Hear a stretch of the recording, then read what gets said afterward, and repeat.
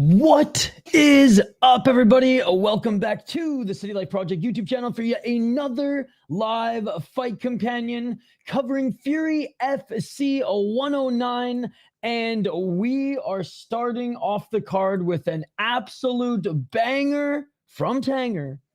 Marcus Nash is back. This got upgraded from the prelims to the main card. The bout order is wrong on every graphic, on Tapology. But we are spoiled with a Marcus Nash fucking return here, ladies and gentlemen. I know one of his recent fights on Fury was like canceled and we were all like freaking out in the live chat, but he is back, ladies and gentlemen. He's making his walk to the cage. Now, if you guys are new to the channel, don't forget to smash that like button and subscribe. We do live play-by-play, commentary, reaction, and of course, a live interaction with all you amazing folks in the live chat here. I'm going to try to find his last highlight for you guys. Should have had it prepared. But this guy is an absolute beast. And that's what we're going to start off this main card with. As always, the prelims on Fury start like 3-4 hours earlier. There were a lot of great highlights on the prelims. We will share them. We will go over them as well throughout this. But yeah, shout out to everybody hanging out. My voice is almost gone. We got a little bit of juice left to get one more stream in, but that's going to be it for today. Maybe later, if it still exists, we'll do a membership stream. If not, we'll for sure do one tomorrow, as I do have a lot of highlights from this weekend and last weekend, and a couple things I want to go over there. Yo, what's up, Chris Cushman? Good to see you. Man, I wanted to watch some Octagon this morning, but I literally went to bed at 7:30. Like, I watched K1 and both the deep cards, and I was on skate stream for K1 for a bit, and I did both deep cards. Half Dead Frank, good to see you. Good to see you. But how stoked are we that Marcus Nash is here? Chris Cushman, do you have his highlight? Oh, never mind. I got it. I was gonna say, I know you would have it handy. So this was Marcus Nash's last performance in Fury, if I'm not mistaken. Yeah, against Rocha. Dude, he hits like a fucking freight train. Look at these. Ah! It's like Bukoli, that boxer who just chucks them uppercuts and knocks people's heads off. I didn't even set an alarm. I was like, if I wake up, I wake up, and I didn't. Oh! I'm not gonna lie. I caught up on sleep today. Did some laundry. Made some breakfast / lunch. And right after this card, we probably will have an hour left of sun. So I'm gonna go do a nice run. Sky is blue, not a cloud in sight. Vikings play tomorrow, so I don't even have to watch any. I don't have to feel compelled to watch any football today. We're good. We're good. How late did you stay up, Chris Cushman? Did you watch any K1? Marcus Nash, by the way, the bounty hunter, 2-1 as a pro, 4-1 in his last 5 fights. Felipe Rocha, insane knockout, as we just saw. Lost to Trent Miller. No shame in that. Trent Miller is very, very good. Well, good enough to lose to Ryan Garcia. I shouldn't say very, very good, but very good for the regional scene. Was knocking guys out. And he was only 1-0 going up against a guy who would bite down on his mouthpiece and move forward. Trent Miller's good for, what was it? Titan FC? Titan FC? Isn't that where he fought before? Tough enough. That's right. Tough enough. As an amateur, did beat a 4-4 guy in his last fight and went 4-0. Again, not super polished, but fun to watch, and everyone wants to see if he can get another sick knockout after that Felipe Rocha knockout. Is he the high-level prospect, 31 years of age, 2-1? Not necessarily, but, bro, he's got them hands of steel. AJ Hodgkins, by the way, I would say probably a better prospect. Do you guys not agree? Maybe not as exciting. Well, no, I take that back. He just did a backflip as he entered the cage. What a fucking fight to start off this card, by the way. Then just said, what's up to the fucking baddie ring card girl. She's blushing right now. 1-0 as a pro. And yeah, 5-0 as an amateur. Had an exhibition fight in 2023 in pro. Hasn't fought in a year, though. Actually, yeah, well, half a year.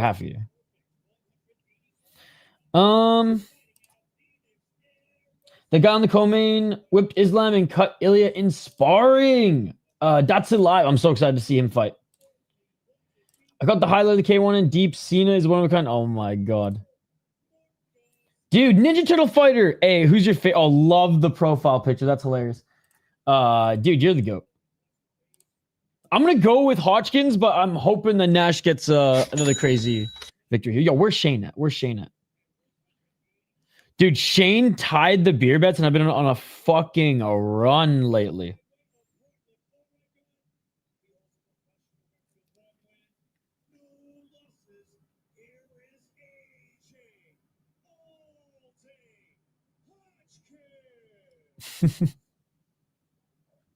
Tell Shane, load up your computer quick. Because Marcus Nash about to maybe take someone's head off.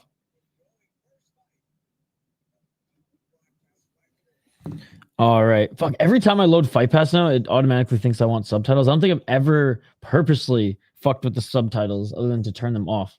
All right, here we go. Round one, guys. Bob, no, this is YouTube, buddy. This is YouTube. It's on UFC Fight Pass. 4 minutes and 44 seconds. Again, Nash does have a little height advantage here, and he's walking forward.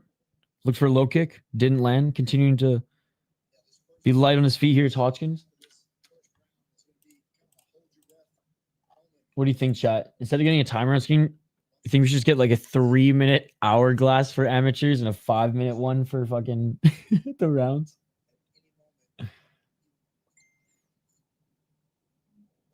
Oh, nice low kick by Hodgkins. Yo, Itsy Boy, tag me in it on Twitter or Instagram. And we'll show it. The main card just started. Yeah. What's up, Rudy?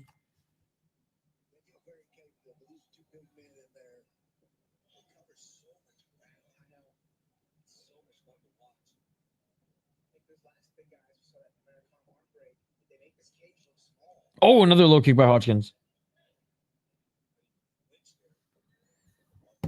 339. Marcus Nash continuing to walk forward, but not throwing a lot here. Just when I say that, he actually throws a high kick.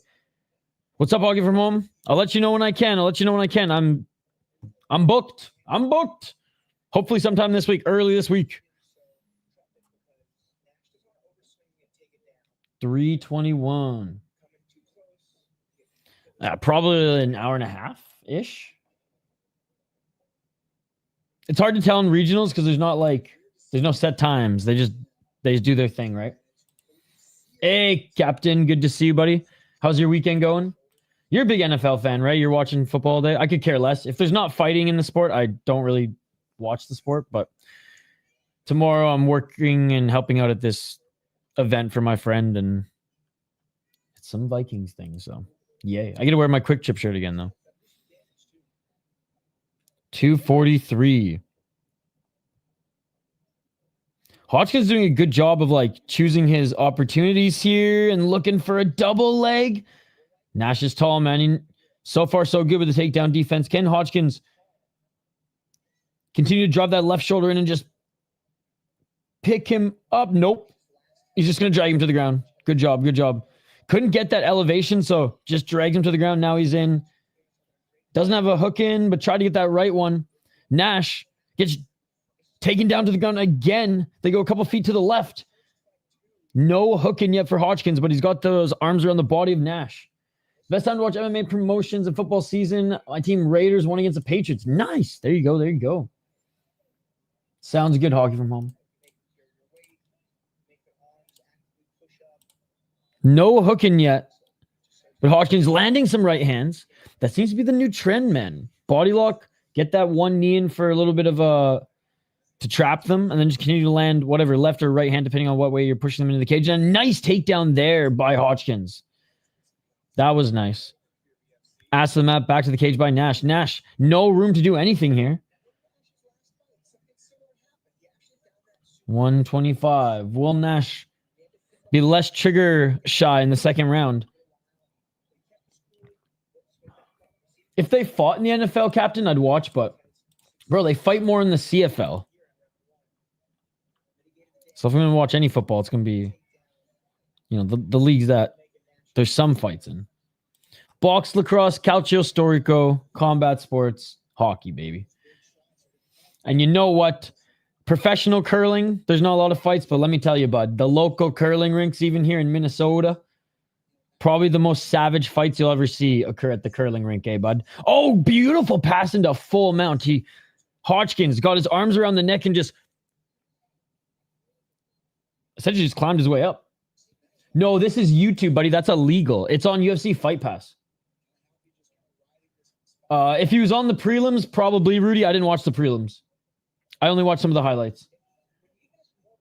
Yo, what's up, Josh? Those fights from yesterday were pretty comical, especially the last fight with the old ladies. Oh my god, I know. Still in full mount, trying to posture up to land some left elbows. 10 seconds left. I think Nash is going to survive. Yo, Mr. Wasi. Nice, man. Yo, thank you so much for the donation yesterday and to see you again. I know you've been subscribed to the channel for a while, but joined us again yesterday. End of the first round. Glad you won your bets. Hey, what's up, Mr. Grant Gregory? Finally caught up on some sleep. Did you end up watching any K1 or Deep yesterday, today, whatever the fuck day it is? I missed Octagon this morning. Ah, there you go. There you go. If I get this YouTube ad one more time for some football card pack opening, I may just quit YouTube. I don't blame you.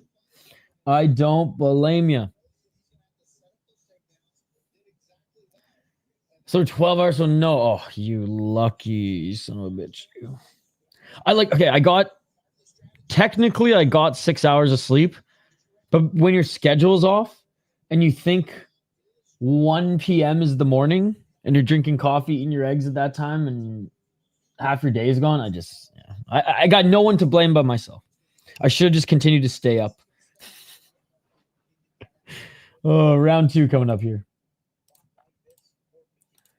Hodgkins, if he had a little bit more time, he may have been able to find that finish in the second round. Let's see if Marcus Nash will make some adjustments here. He's the featured fight. Okay. Oh, yes, I see it there. The Georgian against Mayol. 4:52, round 2.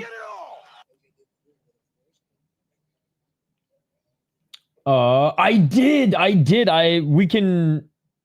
got a bunch of the amateur highlights that were posted on social media up and ready.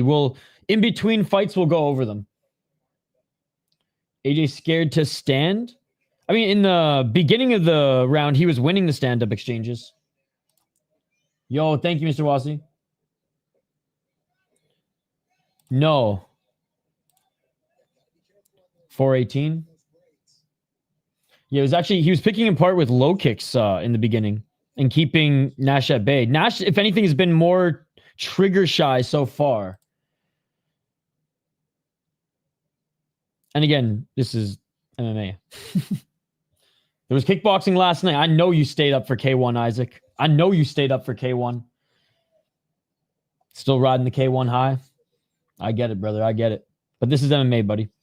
Can't go to SeaWorld front row and expect not to get wet. Shamu's going to get you every time. 344. Oh, nice left hand by Hodgkins. Shot after. Didn't land. Or didn't get the takedown, but that left hand landed. Again, I want to see Nash get a knockout. I'm calling it how I see it, my man. I'm biased for your side, but... Oh... Was that a low kick? Yeah, I think that was I think that was pretty flush. Let's take a look at the replay here. Hodgkins is saying no, but yeah, the toes are pretty high. Again, man, I give the boys always the benefit of the doubt. We've all been kicked there, man. We've all been even just lightly grazed. And it fucking sucks. It fucking hurts. So I'm never gonna be like, oh, don't take the time you need or whatever. If you get fucking cup checked, dude. As a man, I empathize. This is on UFC Fight Pass. This is on UFC Fight Pass. Let's see if the boys there at Fury FC though will actually treat this like commentary, not a podcast.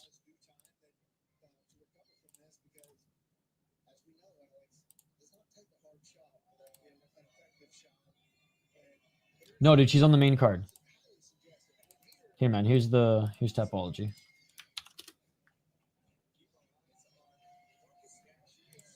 And like I said, I just started streaming, buddy. I just started streaming. Hodgkins still trying to stay in the zone here. Ref telling him to get back to his corner. Get back to your corner. Still in a lot of pain, though, is Marcus Nash. Again, taking the time he needs. In the meantime, I guess we'll just show off Nash's knockout from his last fight again. That's what everyone's hoping for here. And again, his fight was canceled, I think, like 2 months ago or something like that.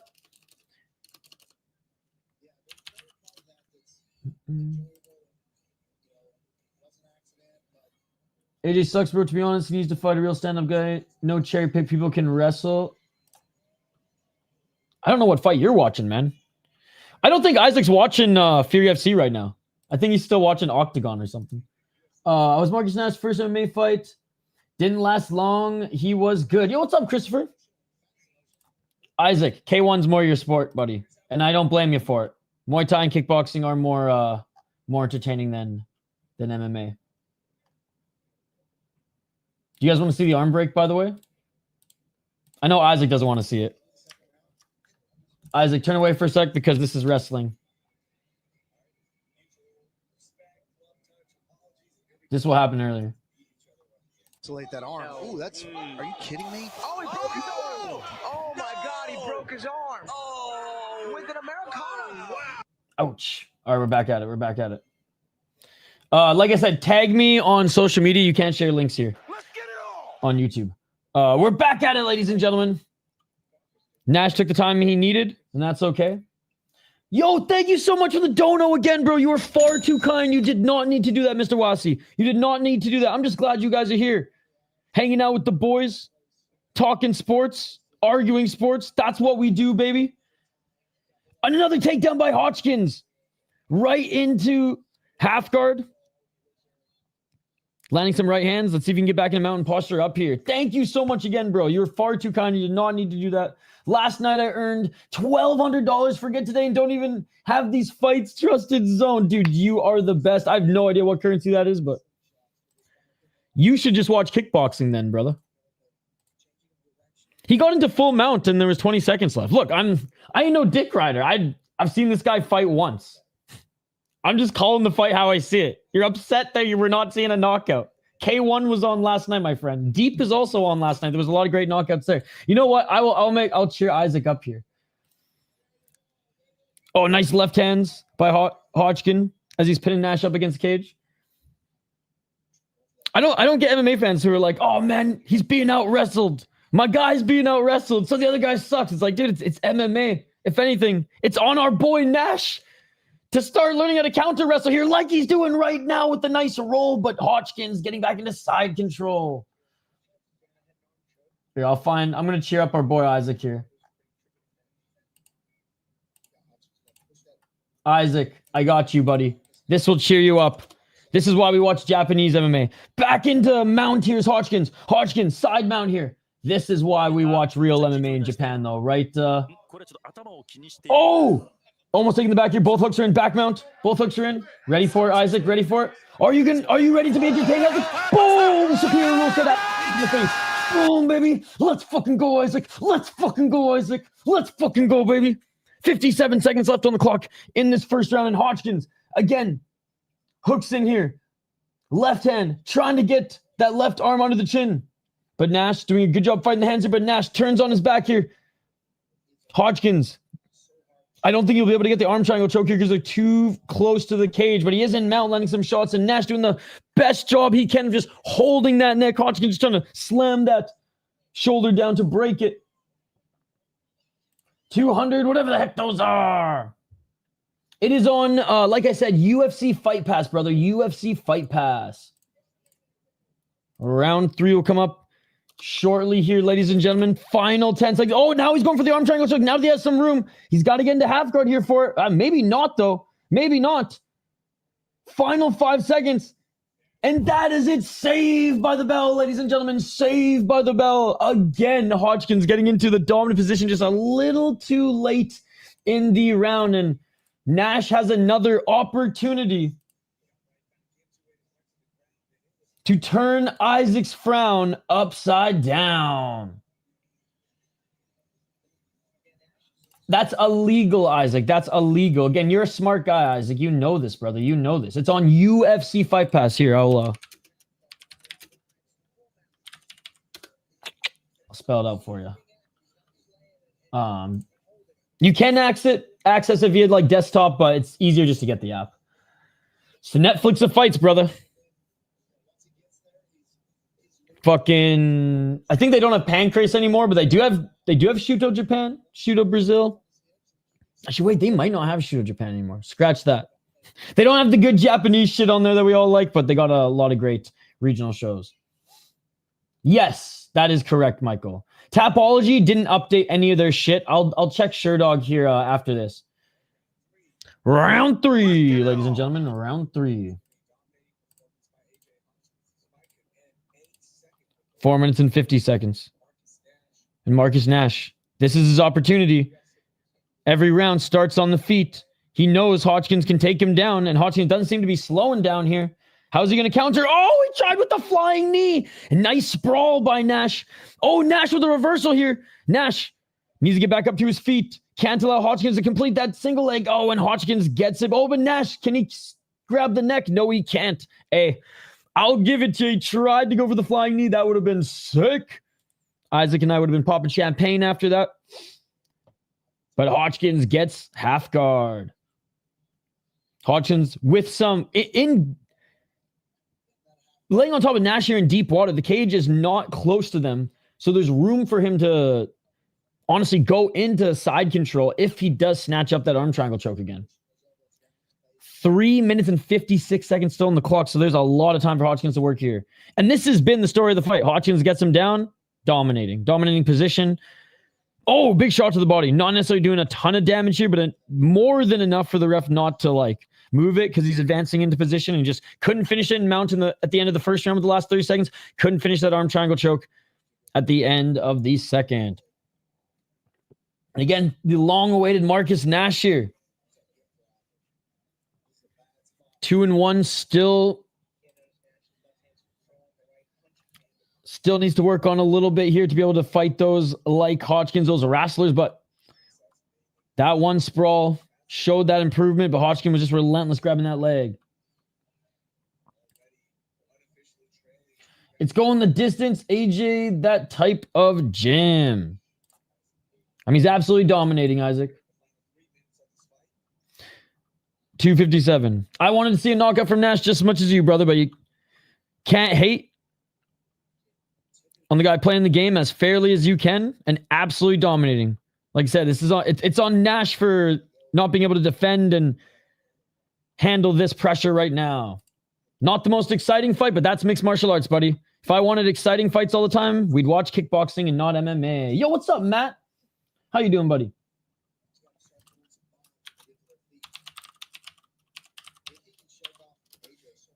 $224. How's your Sunday going, Matt? Do you stay up and watch any K1? I think Rush Hour was streaming it, no? Oh, great job by Nash. Oh, he got up to his feet, got up on his feet for a moment, then got dragged back to the ground. AJ's a teammate of mine. He's a dog. Dude, he's flawless performance here. Almost finished the fight at the end of the first round. Well, had an opportunity to finish the fight at the end of the first round, just not enough time.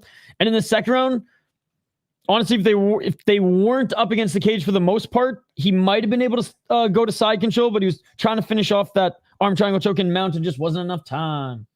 You'd think he would just slide his leg over his hip and go to full mount and start dropping bombs. Well, in the second round, in fairness to Nash, he did have a good tight grip on, and to the point where Hodgkins was trying to slam his shoulders down to break it. I mean, guys, these are 2-1 and 1-0 pro fighters here. Chat's fucking treating them like this is Hamza DDP. 122. For a guy in his second pro fight, this is an outstanding performance against a knockout machine like Marcus Nash. Yes, sir. Yes, sir. In the UFC.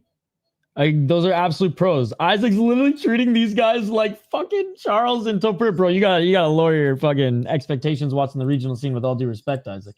Yo, thank you so much, Holland Dan Sock. This guy's treating these guys like Topuria. This guy thinks fucking Marcus Nash is Topuria, man. Oh my goodness. Thank you so much for the gifted membership. How can they slap? You did not need to do that, Holland Dan Sock. I hope Isaac got the membership, by the way. That would be amazing. 35 seconds. Let's see if AJ can finish it here with these smothering performance here. Zachary got the membership. Shout to Zachary. And again, thank you, Holland Dan Sock. You did not have to do that. You are far too kind.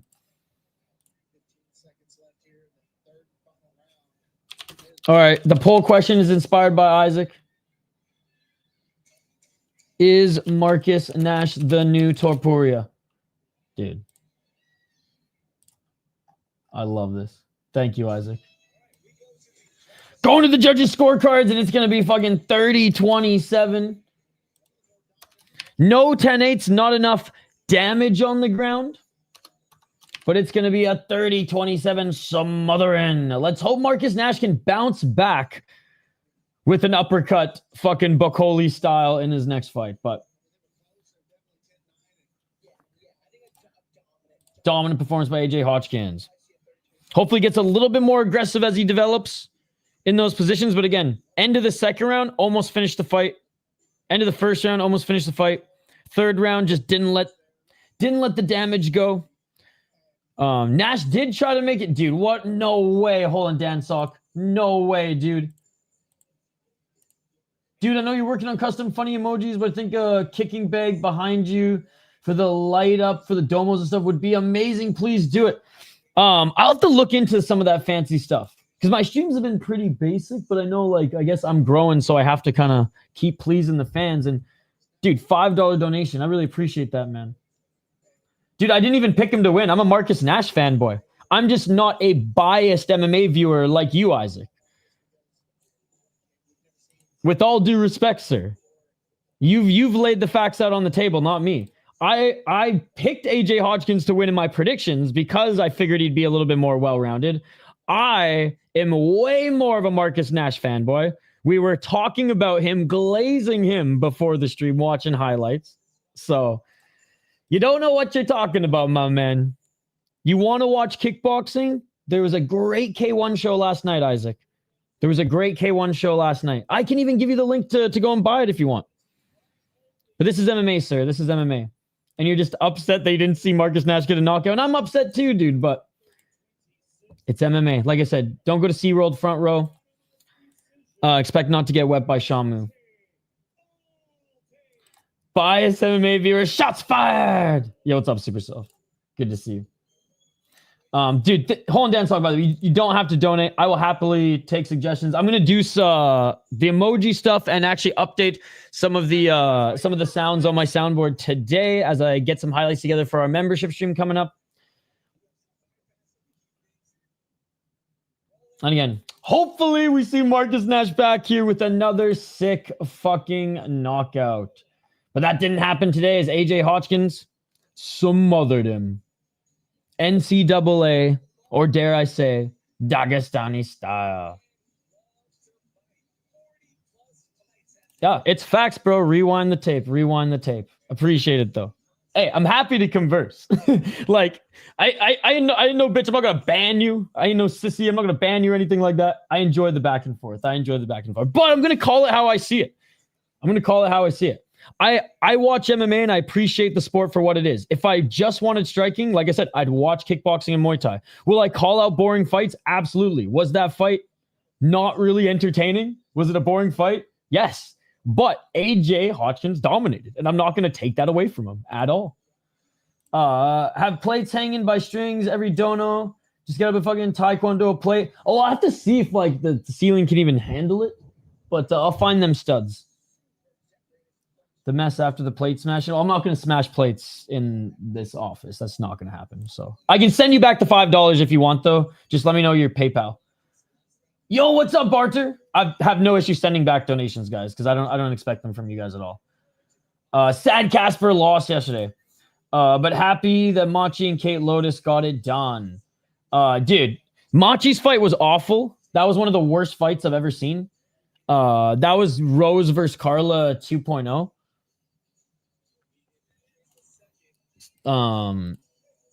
And Kate Lotus beat up Auntie, but it was a fun fight. He didn't really even crotch sniff though. That's the thing. He got right into mount most of the time. They have cheap kick. Yeah. There we go. Oh no, wait, damn, that sucks. They posted the Kate fight for free, so I watched it when I woke up to. Yeah, dude, the chick in the Kate fight was like 42 years old. Tough as nails. Don't get me wrong. All right, who do we got next here, ladies and gentlemen? The bout order is completely wrong on. All right, Dmitriy Joev.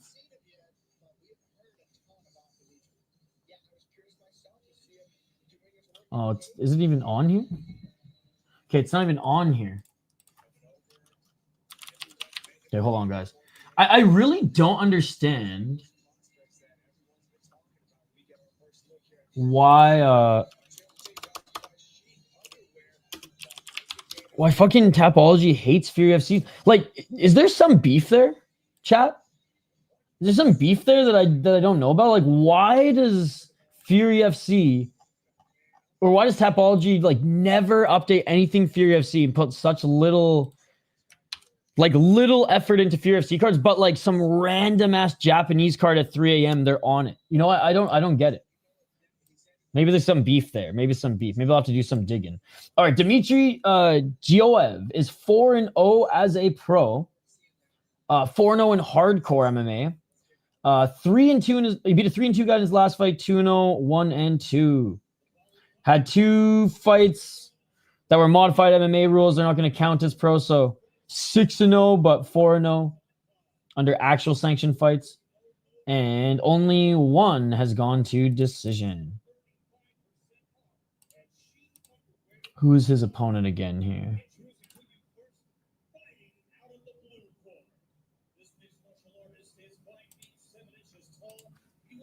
Dumar Roya.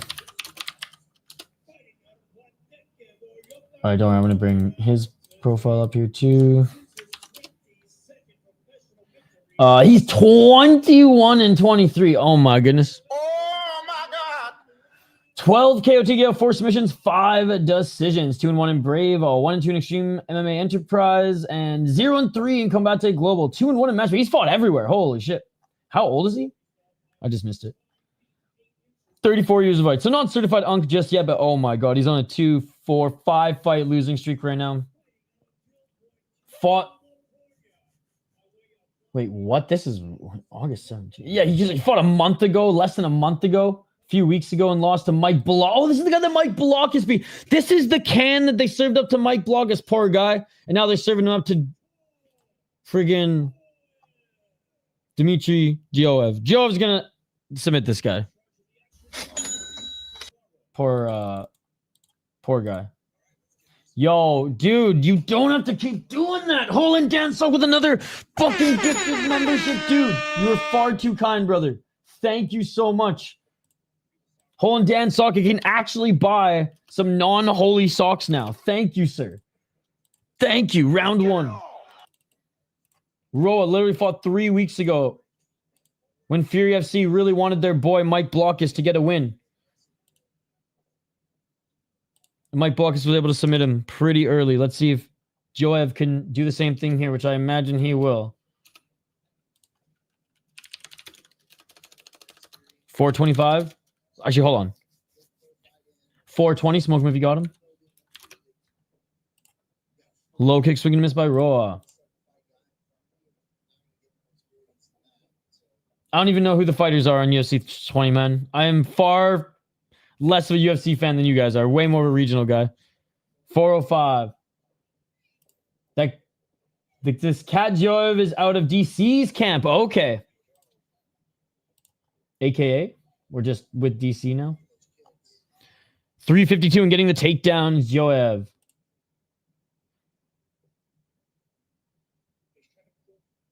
It does include it. It does include it. 100%. It does include it. No, this is false, ladies and gentlemen. This is false what Sinsun's saying right now.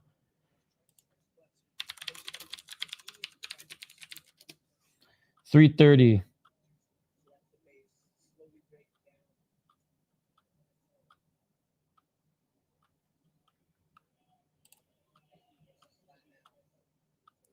I wish I could help you out right now, but unfortunately, I'm tuned into this fight. Maybe, I mean, it might be depending on your region. Sometimes I jump the gun and just think everyone is in regions where you can watch it. I don't know if Fight Pass geo-blocks regions, but like I promise you, that's what Fight Pass is for. You pay for it so you can get fights, right? There's no additional pay-per-view for Fury FC through Fight Pass. There might be a UFC pay-per-view through UFC Fight Pass depending on where you are in the world, but the Fight Pass is like the Netflix live stream of fights, right? I am positive that certain promotions aren't geo-blocked in certain areas. The app itself might be geo-blocked in certain areas, but if you're able to at least access it, then you should be able to get everything. And again, I'm sorry I can't help you further, but that is the wealth of my knowledge. Yo, what's up, Toxic? I still overslept and couldn't watch the other deep card. No worries, buddy. All right, so I hope it works out for you, Simpson. Again, if you're having any trouble, just keep letting us know in the live chat, and we'll help you as much as we can so they can watch these fights, sir. Still in the top position right now is Dmitriy Joev. Just a lot of wassailing here, trying to get that left knee up on the right arm of Arroyo so that he can get into full mount. Mike Blockus, I believe, finished him faster so far.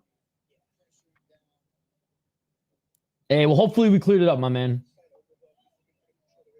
Oh, probably Murab. Probably Murab. I would love if Corey solved the puzzle, but love me some Corey Sandhagen.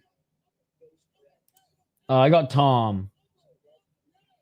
What does Tapology hate more, Fury or Black Combat? Honestly, probably Fury, because there's no reason they should hate it for being in North America without there being big right elbows by Dmitriy Joev. Right elbows, right hands, raining down shots, left hands cut open right now is Roa. Roa covering up, ref. This is over. It is over. Dmitriy Joev crushed another can, guys. Give Arroyo a break before you throw him back to the Wolves. Give Arroyo a break before you throw him back to the Wolves. Hey, dude, I really appreciate it.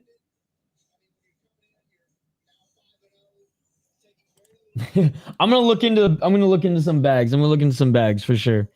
Just some standing ones I can fill up and that will. Oh, and he is bleeding. Side of his head just leaking. On the way down, that sucks. Oh yeah, we went over that one already. Oh my god, dude! Holland Dan Sock is treating this like a fucking Oprah Winfrey show in 1998, bro. He's just handing out fucking donos and cars left, right, and center. Thank you so much, Holland Dan Sock, for the toonie. Probably first or second round TKO. I think he gets him to the ground. Either some sort of submission arm triangle choke or armbar, or TKO from the ground. I don't think Tom tries to box him like he does, or like he did Pavlovich. I think he knows the assignment. I think he goes, oh, John Jones beat him so easy this way. I'm going to do the exactly the same, except maybe not like choke, but similar game plan. What a beating indeed. Yo, Holland Dan Sock, man. He's been going above and beyond here today, man. Gifted 2 memberships. Donated $5. Make that $7. So that's what? $17 now so far from Holland Dan Sock, dude. That's a fucking Tim Hortons combo meal in Canada these days. Thank you very much.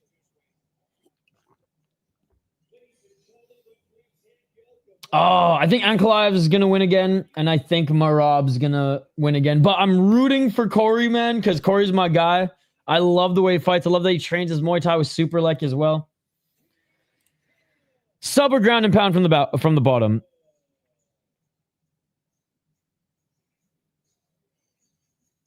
Oh, he's not Georgian. Okay. Well, thank you for clearing that up. Again, I was just going by what Tapology said here, so thank you for clearing that up.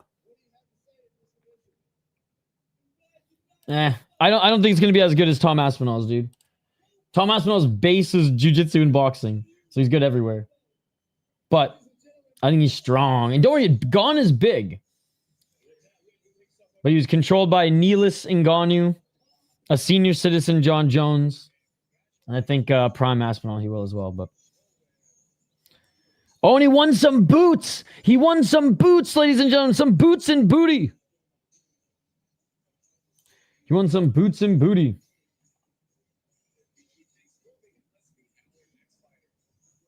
All right, let's get to this next one. If it was on the prelims, I have no idea. Did Gon take a dive against John? I don't think so. I think Tom versus Gon fight will be closer than people think. I predict Tom wins decision 48-47 or 49-46, maybe with Gon gaining momentum late. Tom is in his prime.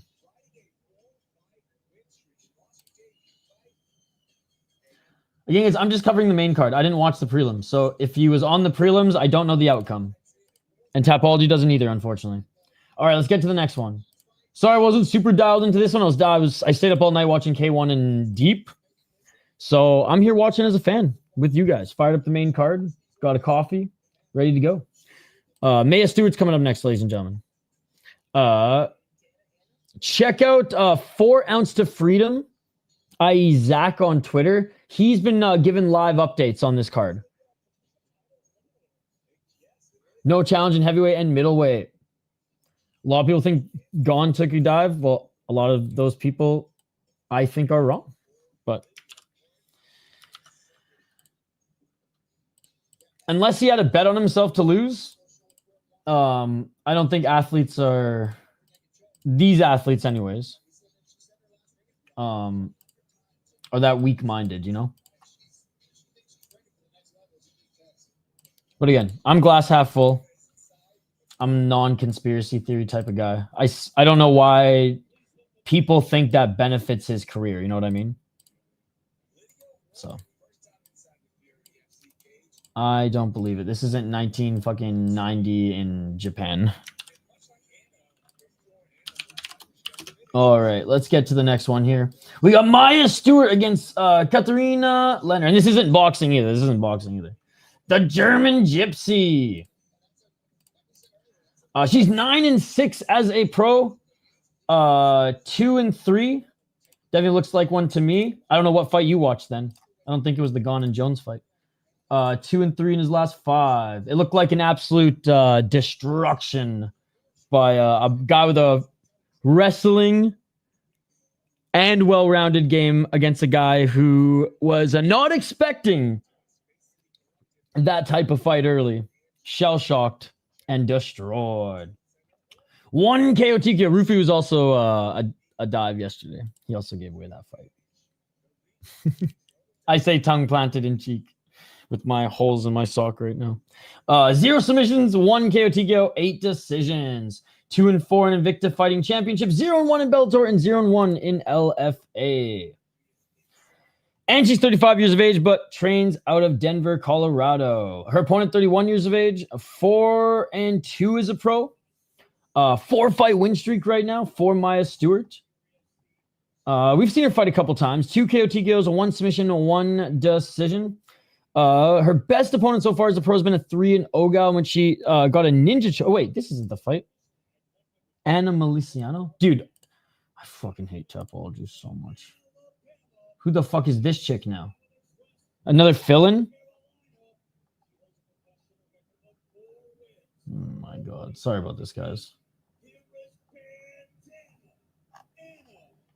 All right, Anna Meliciano, 4-1 out of Birmingham. She's fighting right now.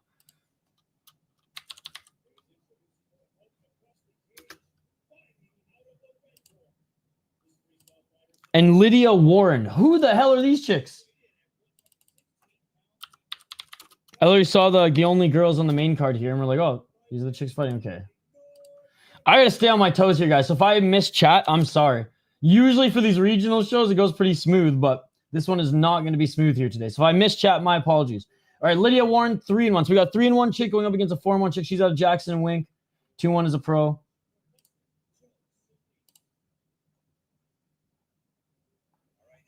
I'm doing like one more scroll. Yeah, there's no way I missed it here. They're literally not on this card on Tapology. What the fuck, man? All right, we might have to switch over to Sherdog here. All right, round 1. Let's get to it. All right, well, we got a 3-1 gal, Lydia Warren, up against a 4-1 Anna Meliciano. 30 seconds in. Oh, Meliciano with the right uppercut. Meliciano, a lot bigger, by the way. It looks a whole weight class bigger than Lydia Warren.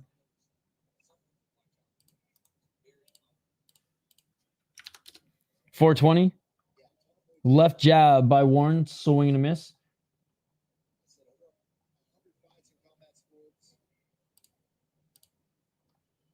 Oh, she lost to Shayna Bowers. Been on a 4-5 win streak since. We have 4-3 gal. It's her best pro win. As I'm sure she went 3-3.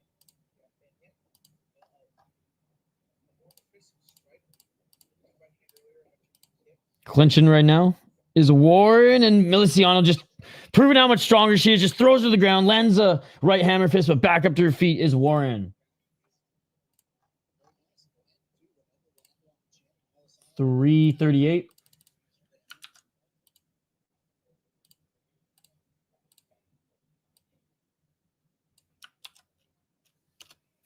Again, I want to know, guys, what is the beef? What is the beef between Fury FC and Tapology? There's got to be something there. Oh, overhand right by Warren, just out of range. A nice left and right by Meliciano. Meliciano with the right uppercut. 3-11, they clinch. We'll get back to chat here in a sec, guys. I'm scrambling today. Sleep deprived, scrambling, Tapology, hating Fury FC. There's a sick war boxing fight yesterday. Yo, what's up, Sean? I'm downtown, no charger. Chat, loan me a charger. I can't, dude. I can't even afford to go to LFA anymore, let alone UFC Vancouver. They raised the prices from $60 to $170 for LFA. I imagine UFC is going to raise the prices in Vancouver from like 320 to like 470. Are you going? I got 10% on battery. This is the Seinfeld episode with Kramer pushing the test car at dealership. No gas at the end. That's a great episode. How you doing, by the way, Zach? How's the card collecting going? Chill, bro. Avoid barriers. Hey, what's up, Wyatt? That is true. Deep. The men's card was awesome. The women's card was decent. Like, there were some good scraps. But the men's card was fucking awesome. I'll share some highlights. And K1 was great. So much MMA this weekend. Absolutely. Oh, getting into full mount here is Meliciano. Meliciano now looking for the choke. Oh, it's under the chin. It's under the chin. She's cinching it. Oh, no, she let it go. Nice job turning to her left to Lydia Warren. And oh, just getting out of it straight up to Meliciano. If we were allowed real MMA rules, if we were allowed real MMA rules, not these fake-ass unified shit rules. Oh, we got the stupid shit ref in the fucking cage, too. She would just kick her in the face, soccer kick style, baby. Oh, another big shot by Meliciano. Meliciano's absolutely schooling her right now. Meliciano's absolutely schooling her. Gets a takedown right into mount. Hammer fist. Back into full guard. Dude, Lydia Warren, she's getting broken here in this first round.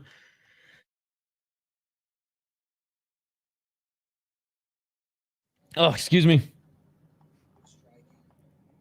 108. Now maybe going for the arm triangle choke. Can she get it in mount? This was the main or the co-main event, by the way, in Deep. They had 3 like Wulin Fang guys up against Deep destroyed them. Oh, here we go. Under the chin now. She gave it up. Lydia Warren taps. It is all over, ladies and gentlemen. It is all over. So after a clash of heads, look at this. Look at this. Spear wrist smash.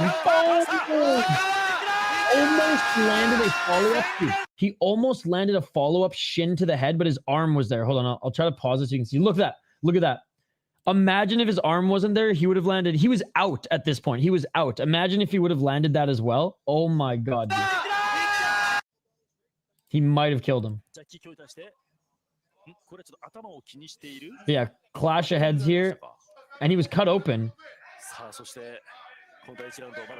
And boom! Spear real set action, baby. See, that's why we love real MMA. Real MMA gives us unbelievable highlights, ladies and gentlemen. Unbelievable highlights. All right, sure, dog. I hope you don't let me down. Tapology's let me down today. Nasty work. Yo, what's up, Jos Chrisma? Jos Chrisma, good to see you. Warren's fighting like she's in a dream. Anyone downtown Toronto? Home Dan Socks buying, man. Dude, again, thank you for the donations. You did not have to do that. 8% battery. You should have watched some highlights from Sugar Nunes fight yesterday. There was a 10-7, and it was still a competitive fight. Nice. All right, all right. Yes, one sec. There's not a lot, but I will find some for you. Dude, she looks a whole weight class above her. Okay, Bovada and Bet US. Bovada and Bet US. Yo, our boy SS Jackson, how's it going, buddy? You probably watched that boxing fight yesterday, eh? Hey, SCL. Good to see you. Good to see you. No problem, Mr. Wassy. And dude, thank you for the donation as well. Dude, you guys have been far too kind here. I don't know why it didn't save it. One sec. There you go. Yo, Mr. Wassy with the 200 big ones. Hole and Dan Salk with the gifted membership. Thank you very much. A $5 Canadian. Another membership. $2. And we got Mr. Wassy with the 200 big ones.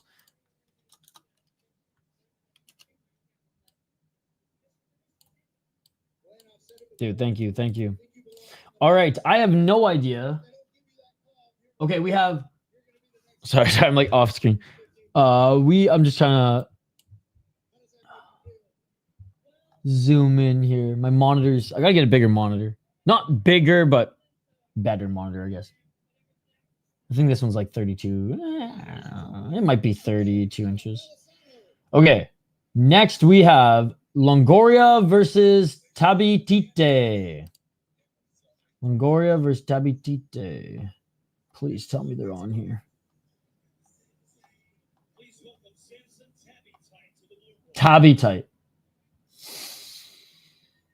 Nope. Nope. This is crazy, man.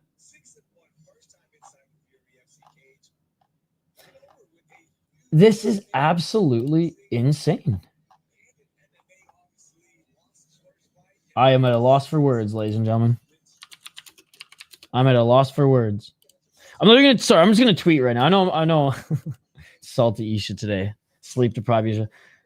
Tapology hates me already, but I gotta ask.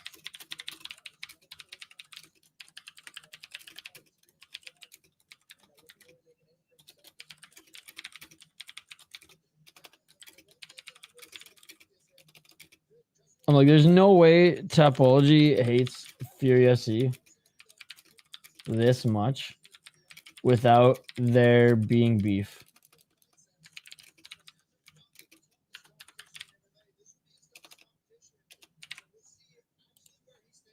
I mean, I'm going to take Ariel Helwani too. Fuck it. Literally tagging Ariel Helwani in that. He's going to be like, what the fuck is this shit? What the fuck is this shit?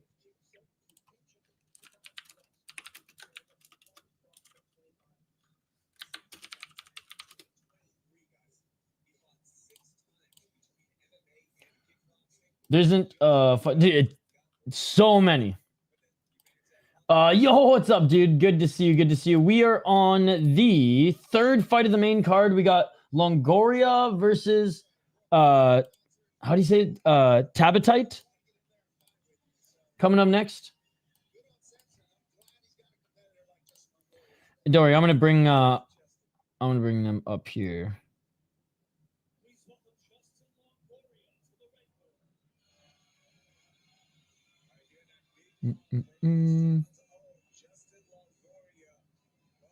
Dude, Sherdog doesn't even have... Oh, okay, at least Sherdog has him up here. At least Sherdog has him up here. Yo, Tapology leading us astray, ladies and gentlemen. Leading us astray.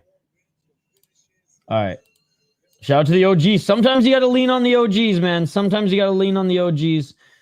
And one of those OGs here today is Sure Dog. We got Justin Longoria, ladies and gentlemen. 4-1 as a pro age. Who gives a fuck? Came in a little overweight. That's okay. And 1 draw. He lost his last fight against Jacob Silva. Before then was on a 4-fight win streak, where 3 out of those 4 fights have been or were won by KO TKO. As an amateur, he also went 2-6-0 with some nice knockouts and finishes, all finishes as well. His opponent, Sampson Tabbytite, with an appetite for violence. 6-1 as a pro. He is 30 years of age. Longoria, by the way, 22. Yeah, 6-1 on a 6-fight win streak right now. Not necessarily beating the best guys, but split decision and a lot of decisions. Only 1 finishes, and 1 was a loss to Tyrell Hill. As an amateur, he did pretty good, only losing 4 times, or I guess he went 6-4. I'm going to go with the young gun. I'm going to go with Justin Longoria. Who do you guys got in this one?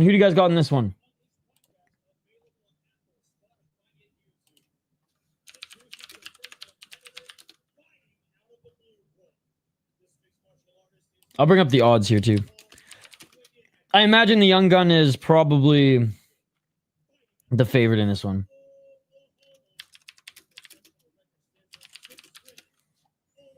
But again, 6-1, man, coming into this one. That's a pretty good fucking matchup.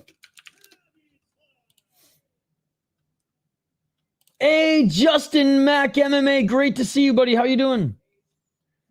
2730 watching and only 17 likes. Unfair. Yeah, come on, guys. Smash that like button. It's because my voice is going out after streaming a stupid amount the last couple days.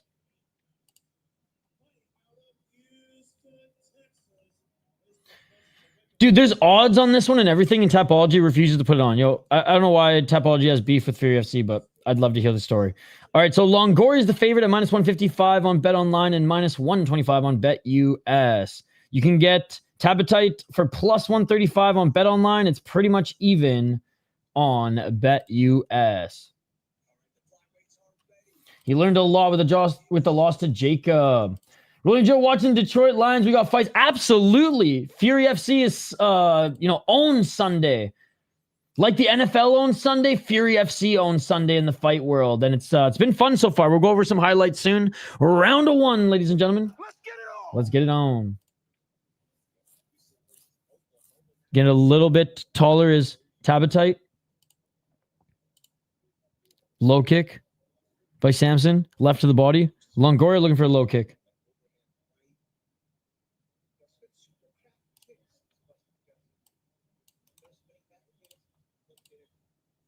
.420. Smoke him if you got him. High kick by Sampson. Definitely kickboxing style here. Let's see if Longoria can find his shots. A low kick by Longoria. I hear Longoria. I think Eva. Okay, I'm sorry. Or Ava. 350. Team Onk, baby. Oh, a double left jab and a right by Longoria, but nothing landed. And already Longoria cut under his left eye. Oh, nice right uppercut by Sampson. Bro, half dead Frank. I feel half dead Isha right now. Nice side kick by Longoria. I don't think there's enough caffeine in the world that can bring me back to life. I'm gonna do some hill sprints after that, or after this, and hopefully that will. Oh, left hook by Longoria. And tomorrow I'm sneaking in a sauna sesh with some cold plunge and then watching the Vikings game. I'm gonna have a couple wobbly pops tomorrow, so first time in a little while. Nice takedown by Sampson. Beautiful takedown by Sampson. And if you guys got him as the underdog here, ooh-wee. By the way, there's only one crazy favorite here on the card who's -4,000. We'll get into him a little bit later. His power level's 9,000. I mean, -4,000. See, that's what honestly BFL should do. They should do power level for the OGs who grew up watching DBZ in the 80s. and 90s, not grip percentage. I'm living up to the half-dead namesake. Did you catch, dude? Like, I wanted to watch Octagon. I like put it on YouTube like as I was falling asleep, and like I literally, as soon as they were announcing a fighter, I was out. Woke up to a dead iPad on my fucking chest. 7:30 a.m. after watching 3 Japanese cards. I'm still trying to watch like Kazakh fucking MMA. They don't call me a junkie for nothing. Hey, Hernan. What is up, Hernan? Good to see you, buddy. Yo, Hernan, one of the OG subscribers. Always been a member of the channel, too. Appreciate you, buddy. How you doing? In half guard right now is Sampson. Honestly, was doing better and doing more damage on the feet. He is in the top position here, so by all means, still winning. Did some damage on Longoria on the feet. Cut him under his left eye, but he's gonna have to do a little bit more here in half guard.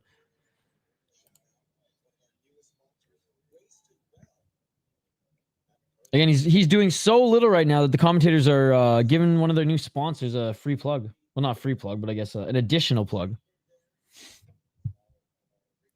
I made it 4 prelims and crashed out to Cushman for his service and clipping the finishes from Octagon. Yes, he fell asleep, or he was sleeping during the Japanese shows when we were live and knew that we'd probably crash and was up early to get us some Octagon. There's a lot of interest in that league now. 103. Couple muffin shots to the body. At this point, ref, do you intervene? 56 seconds remain.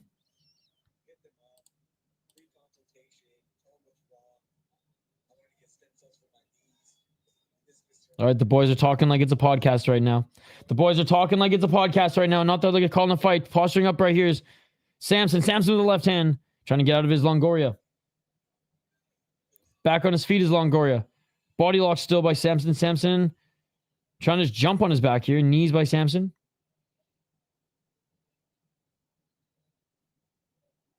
Two seconds. Sampson locking up that shoulder. Tried to throw Longoria to the ground, but Longoria kept it on the feet. 10 seconds remaining in this first round. And that's going to do it for round 1. Great first round for Sampson Tabbytite, right? I don't want to keep butchering his last name, so I keep calling him his first. But... Hey, quite a bit, Shane. Quite a bit. 1, 2, 3, 4, 5, 6, I believe. Shane, you know how many prelims there were? There was like 13 or 14 prelims. It was nuts.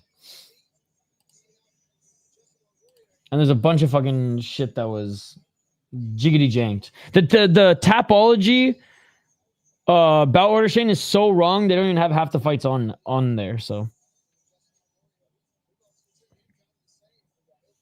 yo, who has more cake, Dairy Queen or the ring card girl there? My God. Hernan. Oh my God, so good, Shane. Superior rule set. Elderly abuse by the women. These 20-year-olds beating up aunties. It was a beautiful thing. It was a beautiful thing.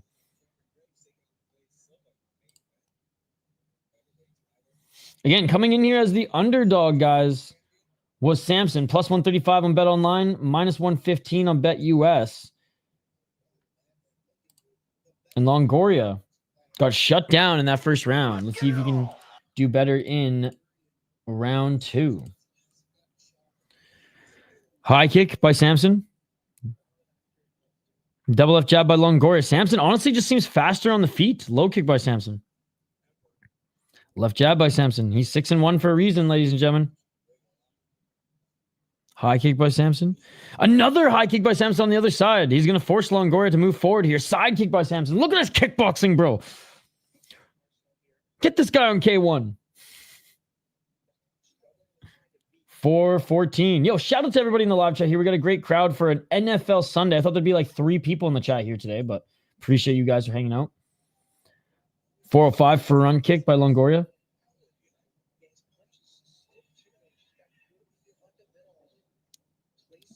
And Longoria now looking for a low kick. 351. Oh, now looking for the body lock takedown again. Here is Sampson, and he gets it.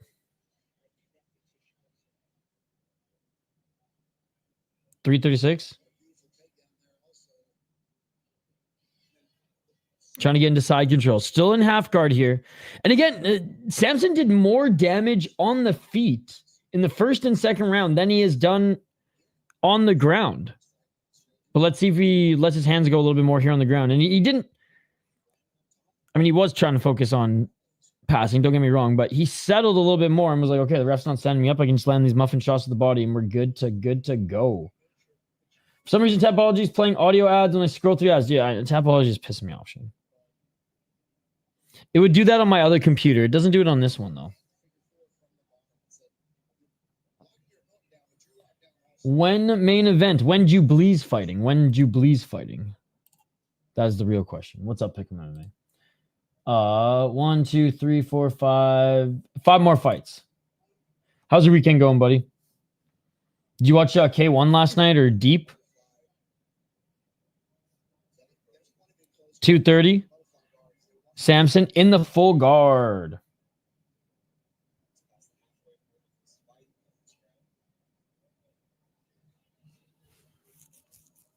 Not doing much with it. Feet planted.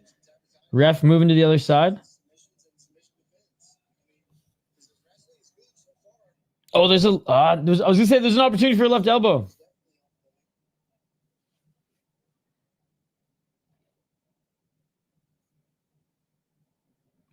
Hey, happy birthday, Gary. Yo, what has more cake? Gary's birthday party or the ring card girl?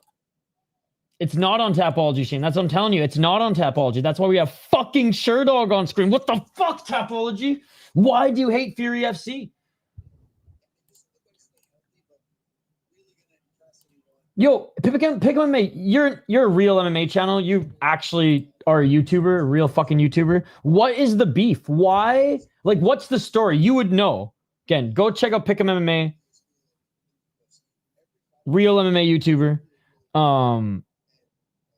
He probably knows the story. Well, what's the beef between Tapology and Fury FC? Why does Tapology hate Fury FC? I don't understand. It's crazy, man. 103. If he was on the prelims, he's already fought. If he wasn't on the prelims, he hasn't fought yet. 55 seconds. Still not in side control. Honestly, it's a one-way traffic for Sampson here. Right hand by Sampson. He's back up to his feet. Definitely mixed it up in the second round. Half the round, beat him on the feet. Half the round, continued to beat him on the ground. Would like to see a little bit more damage. Dude, they hate them. It's insane, brother. It's insane. They never update their shit. Right? They never get the cards right. Dude, we'll be watching like fucking Grotchin at 4 in the morning in Tapology. Oh, guillotine. And he's not going to get it. Justin Longoria tried to snatch up a guillotine in 5 seconds. Dude, we're watching Grotchin at 4 in the morning and we're getting live updates. But Fury FC, one of the bigger United States regional MMA organization that pushes guys literally to the UFC, and Tapology hates them, there must be some beef there. Only way you Tapology is with Brave browser nowadays. Well, it has nothing to do with the functionality of the website, although good call. It's that they hate Fury FC and vehemently refuse to update their shit there at all. It's insane. It's absolutely insane. Yo, what's up, Thomas in Texas? What do you think? What would you think about Rosenstrike going to KSW to fight Phil? I would love it. Phil does have a fight coming up. Winnable guy. But I would love that. How do you feel about Paul Craig retiring his undisputed light Well, lineal, but yes, I love it. Lineal light heavyweight champion. I haven't, man. I streamed, went to sleep, got up, stream. All right, round 3. I haven't done anything today but a little bit of laundry, make coffee, and we're back. I had to catch up on sleep, guys. I was up for like fucking 17 hours straight.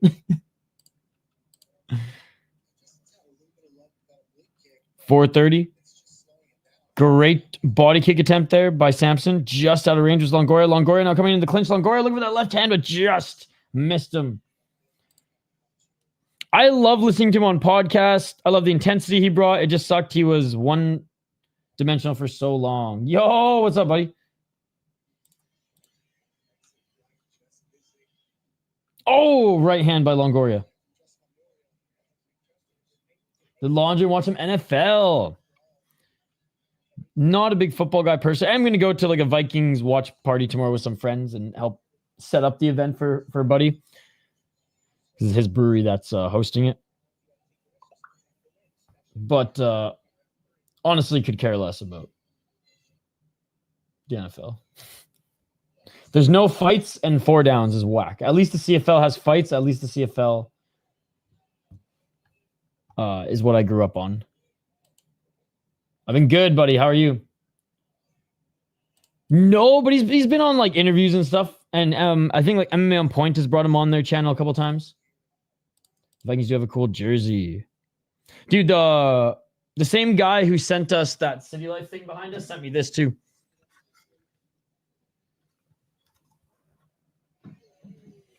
Oh, big shot there by Longoria. Longoria some hooks and running away like Chelsea Chandler. Running away like Chelsea Chandler and Sampson. Sampson, it's a left, it's a right.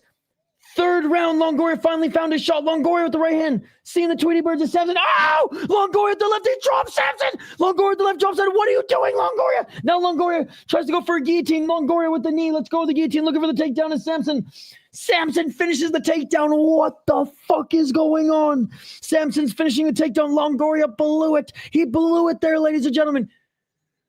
Oh, never mind. I eat crow. I eat crow. He got him in the guillotine. He just literally said, Isha, shut the fuck up, you dumb motherfucker. I'm still going to get the guillotine. Oh my God, that happened so fast. So he dropped Sampson, landed a few shots, tried to follow him to the ground. Sampson was able to stuff it. Sampson gets back up to his feet and he grabs the guillotine. And I'm thinking in my head and called him, no, continue to strike him. Continue to strike him. Let's go with the guillotine, lands a knee. Sampson goes in for the double leg. It happens so fast. Sampson ends up finishing the takedown because his neck is caught, cinches it in, does Longoria, and it is all over. Holy fuck, that was one of the craziest just comeback sequences.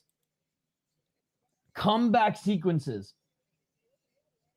Listening to your stream like radio while playing League of Legends is awesome. Bro went full Eminem. He should put everything into that knee. He would have KO'd him. Still good finish.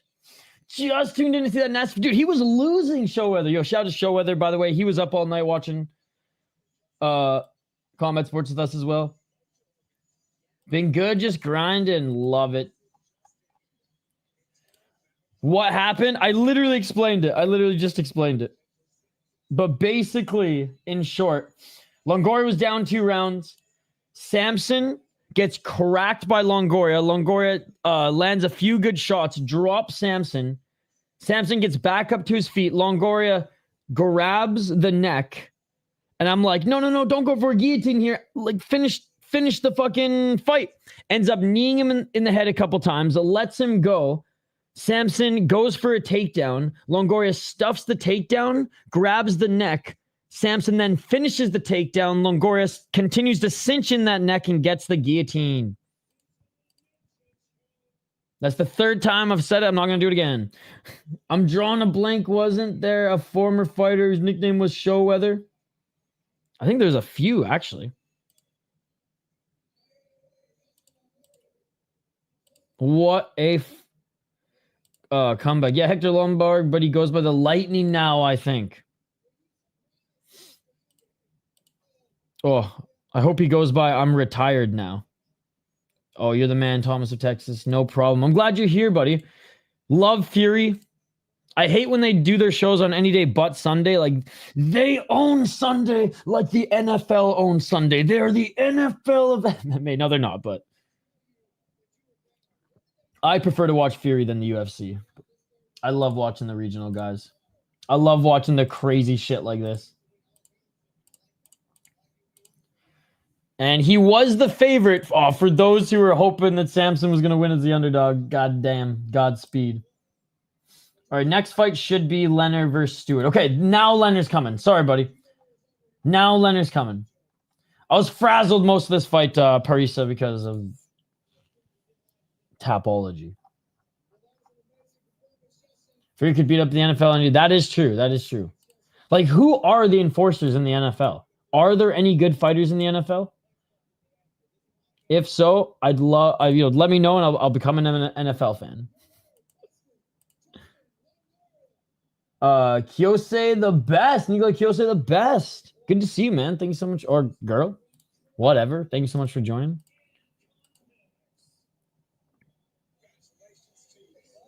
Let's go. Okay, what did he get?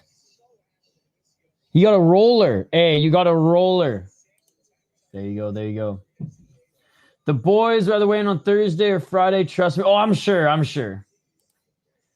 Don't get me wrong. I'm sure. But the thing is, do the boys want viewers, though? That's the thing. The viewers aren't going to watch on Thursday. Thursday's fine. I'm down for Thursday. Because remember, it used to be Cage Fury FC on Thursday, LFA on Friday, Fury FC on Sunday. Perfect for MMA fans. Cage Fury FC, who the fuck knows what they're doing these days? Them and their fucking exclusive OnlyFans deal. I know Fury FC has one as well, but they don't allow OnlyFans to bend them over. I'm not even being proverbial, but I digress. If Fury went back to Thursdays, that would be awesome. Weigh in on Wednesday, fight on Thursday, that'd be fucking sick.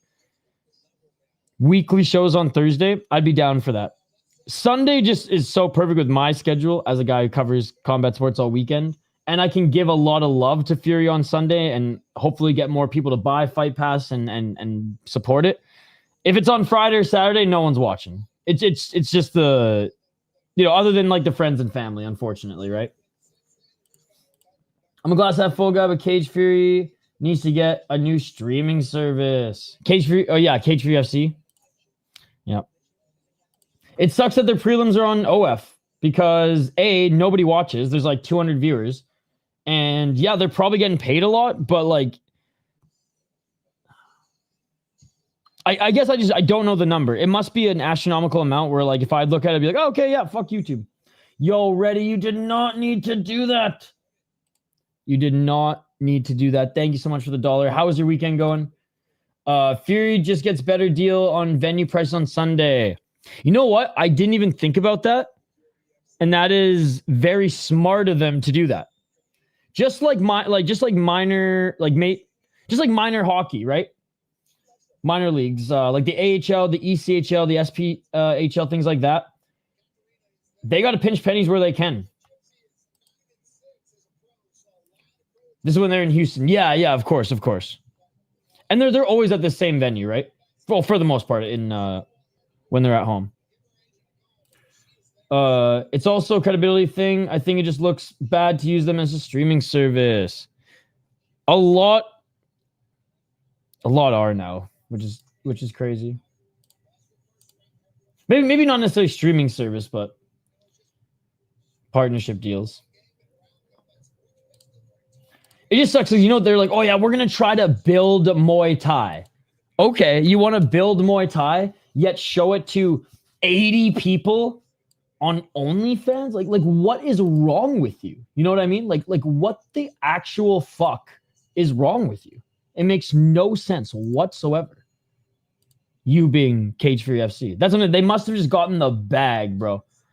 And I'm not privy to those numbers, but I imagine since they're doing it this way and sacrificing viewership and sacrificing actually growing some popularity, their fighters and their well, now I think non-existent Muay Thai product, they shot themselves in the foot here and they have themselves to blame.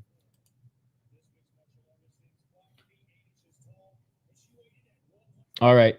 Maya Stewart, 4-2 as a pro.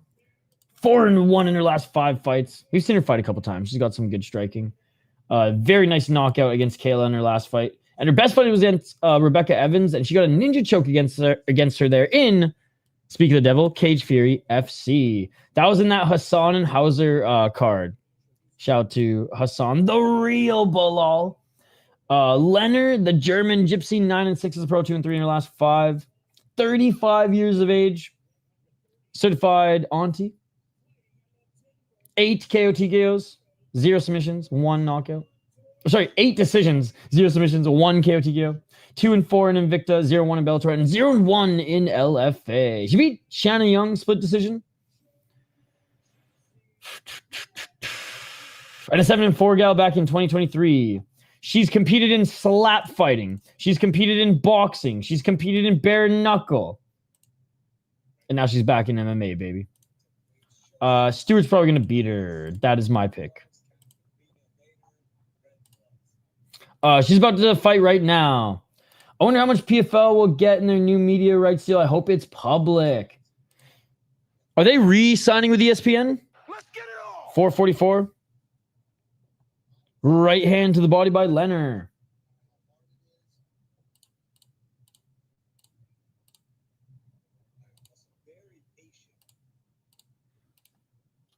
.430. 30 seconds have passed. Oh, nice left hand by Lehner. Lehner with the right. Dude. Stewart's smiling right now. You shouldn't be smiling. You should be finding a way to plug that guard.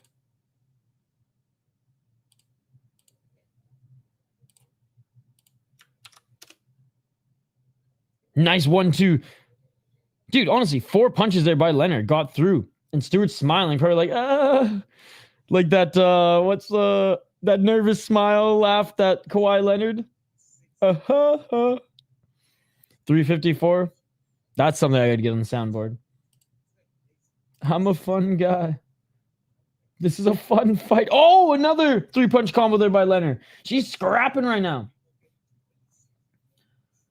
It got up to like -20 right now after I bet it. Nice. How many more fights until the co-main? 3 more. 328. Stewart pushing Lehner up against the cage.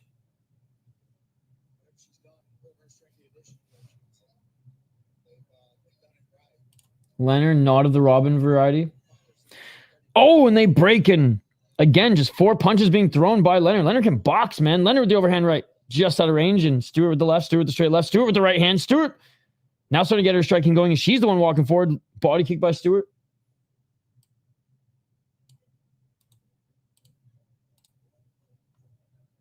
Nice roof block by Stewart, but a left by Lehner. Same last name. Maybe they're distantly related. PFL is up at the end of 2026, so they will be negotiating next year. Okay. I mean, if ESPN's losing UFC, I imagine, I mean, unless they want to be out of the MMA game altogether, I imagine they'll probably re-up. Hopefully PFL fucking gets on like Sportsnet in Canada or something, because you can't watch PFL on network TV or cable TV in Canada. It's on like, so there's a fight network in Canada that used to be on cable, but now it's just in your like TV package, like subscription.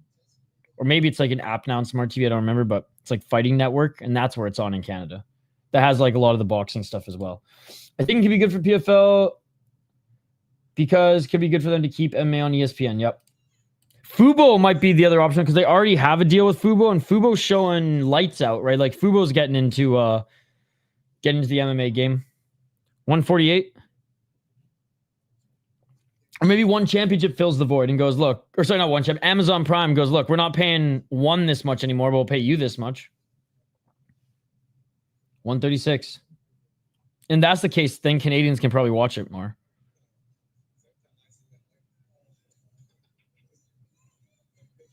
$126. Slowing down a little bit here is Lehner, but still scrappy. Yeah, Amazon. Or could Fox try and get back in the MMA game? Perhaps.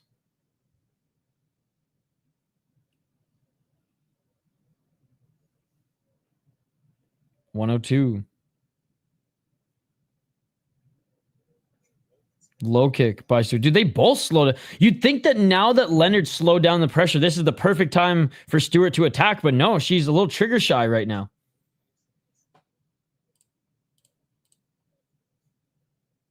Double F by Leonard. Leonard's going to win this round, man. Stewart had a minute here to make a statement. Okay, there's a nice step in right, but make a statement instead, just a little too shy, a little too shy. I feel like Netflix and BKFC would be a good fit. Front kick by Stewart. I don't know if BKFC just has a good track record and if they're the easiest people to work with. Not track record not being successful, but just track record of like relationship stuff that maybe Netflix, like, we don't even want to deal with someone who, again, passionate and doing a good job growing the league in Dave Feldman, but someone like Dave Feldman who's very much like, my shit don't stink. You hear me? All right, round 2. Leonard won that round. Honestly, a little bit disappointed with Stewart's lack of wanting to engage. I think she had a lot of opportunities in that round. And again, end of the round, easier said than done, me sitting here in a fucking chair. You're getting tired at the end of the round, of course. But there were some opportunities there. Leonard's up a round. Leonard looking to get double-digit wins here. You guys think otherwise? I think it's pretty clear Leonard. For like half the round, did the more damage. Was the only one really landing. Slowed down halfway through the round, but she was still the one engaging. Stu looks like Jaden Smith. Oh my god, now I can't unsee it. That's hilarious. I can't unsee it now. The glass is broken. 5 more fights after this, ladies and gentlemen. Let's get it all. Round 2. 450. Nice left by Lehner. Yeah, probably not for Fury FC, David Andrew. It's on UFC Fight Pass. It's a pretty, like, it's a good promotion, but it's not high level. If you're lucky to find one, sweet, but I got UFC Fight Pass for this, brother. I'm finally able to watch this card. Let's go. 420, Smoke, have you got him? There's another left by Lehner. Stewart with the right hooks. She's got these blazing hooks. I just want to see some land.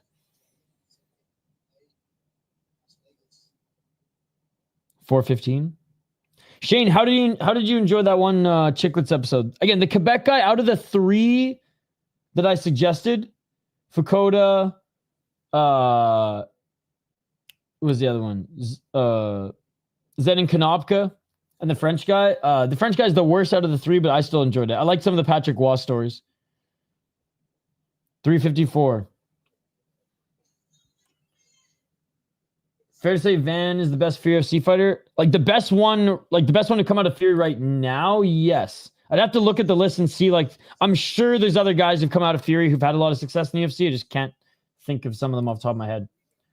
Yo, what's up, buddy? It's on UFC Fight Pass. 331.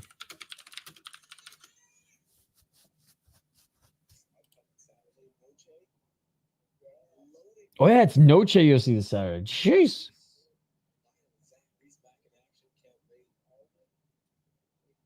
And they're talking about Zachary Reese. Jeez. Emotional damage.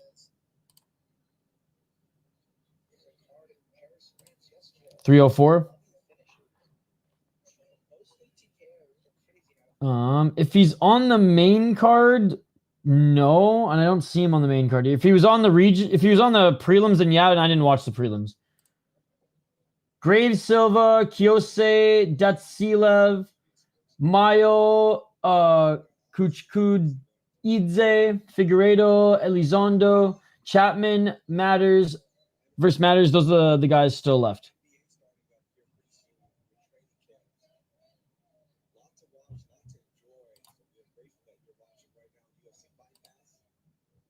Here, I'll spell it out even clearer for you. Whoops. Here we go. So we're on the second women's fight on the card. So we still have Matters or Maters and Chatman next, and then we have the entire top row. Yeah, I literally am showing you the bout order right now, sir. So if you're not going to use your eyes, that's not on me. That is on you, good sir. That is on you, good sir. All right, let's get back to the fight here. Let's get back to the fight. 144, ladies and gentlemen. Another left hand by Lehner. Pace has slowed down a lot here, but I still think Lehner's landing the better shots because they're the only shots because Samuels-Stewart is being too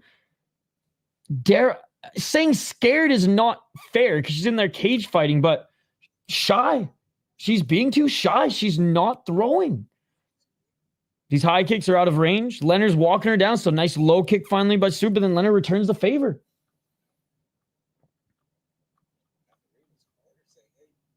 I don't know which one looks more manly, to be honest. Hell yeah.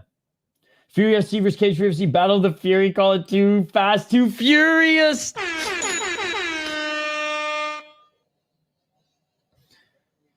52 seconds. 4 Ounce to Freedom on Twitter has all the Zach likes MMA. 4 Ounce Freedom. He's got all the updates. Fucking Fight Pass. Dude, I love Fight Pass. Fight Pass is awesome. 337. Fight Pass is amazing. Cancel your Netflix. Cancel all those stupid apps that you don't even watch the shows on but still pay for them and just get Fight Pass, man. It's the Netflix of fights. They didn't even pay me to say that. It's fucking awesome, though. I don't know if I'd even stay living without Fight Pass. I don't know if I could. I'd have nothing to live for. I'd have no entertainment. Now I'm hyping it up way too much. They got to fucking pay me for that one. You got to pay me for that one, Fight Pass. 10 seconds on the clock. Stewart finally controlling Lehner here. Got the underhooks. Was able to drag her to the ground, but unable to stay on her back as Lehner gets back up to her feet. But there's some big right hands by Stewart. Maybe that was enough to win back this round. It's not like Lehner did a lot of damage on the feet, but she was the one who continued to walk forward and just throw. Stewart tried to go for the single leg. Wasn't able to finish the single leg, but did trip her up, drag her to the ground for a moment.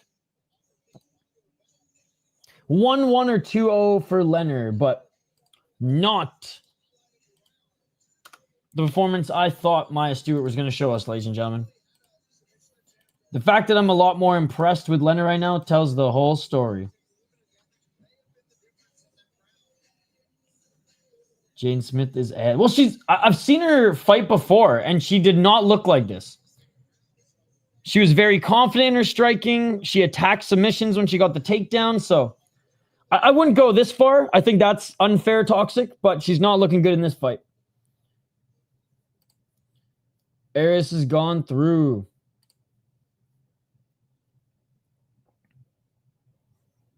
It should work, buddy, but again, I'm not in Russia, so I would contact the support team there because I'm not support, my friend, but it's an amazing app. It's the Netflix of fights. 449.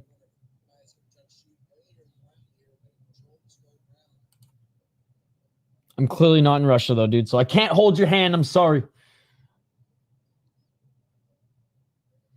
30 seconds in. So wing and a miss by Stewart. Stewart with the body kick. There we go. Another kick by Stewart.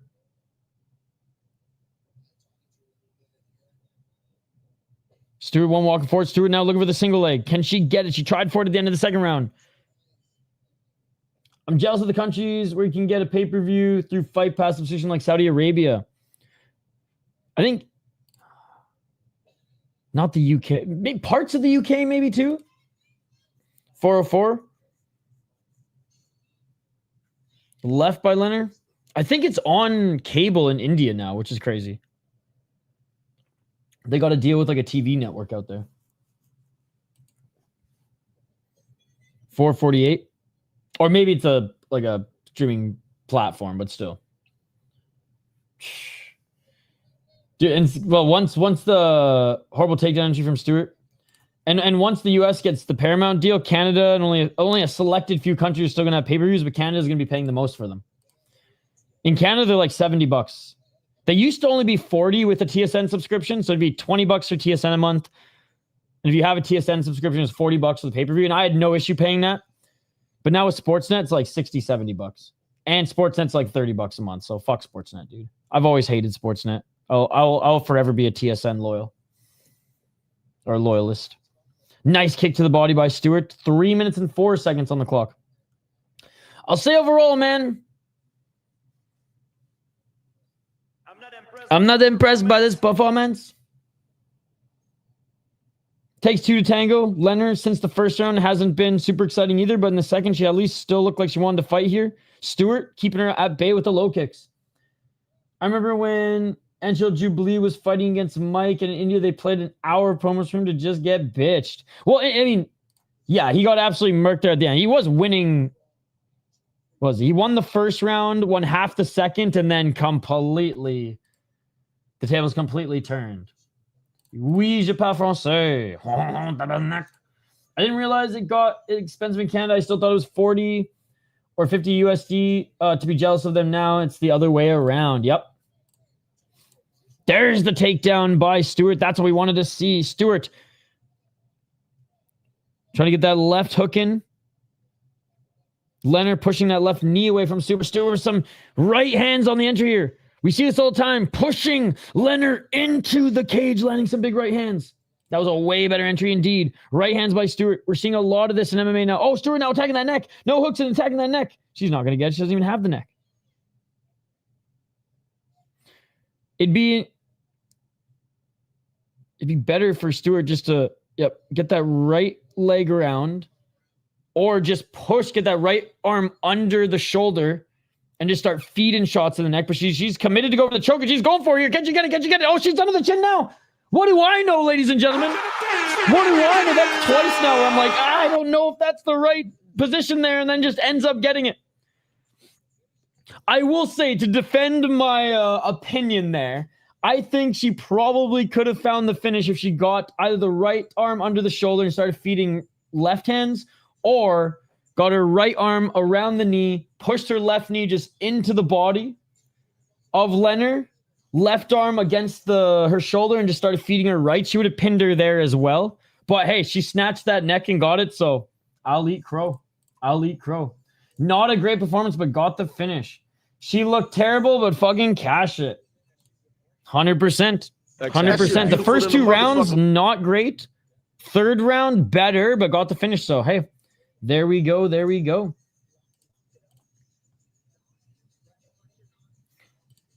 All right. Next fight coming up is Chatman versus Maters?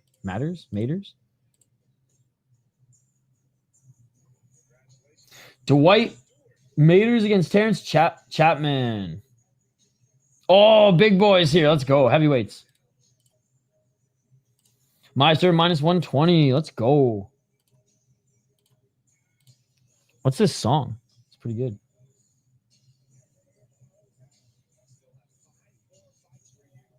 We got some good Japanese walkout songs last night, by the way, that we Shazammed.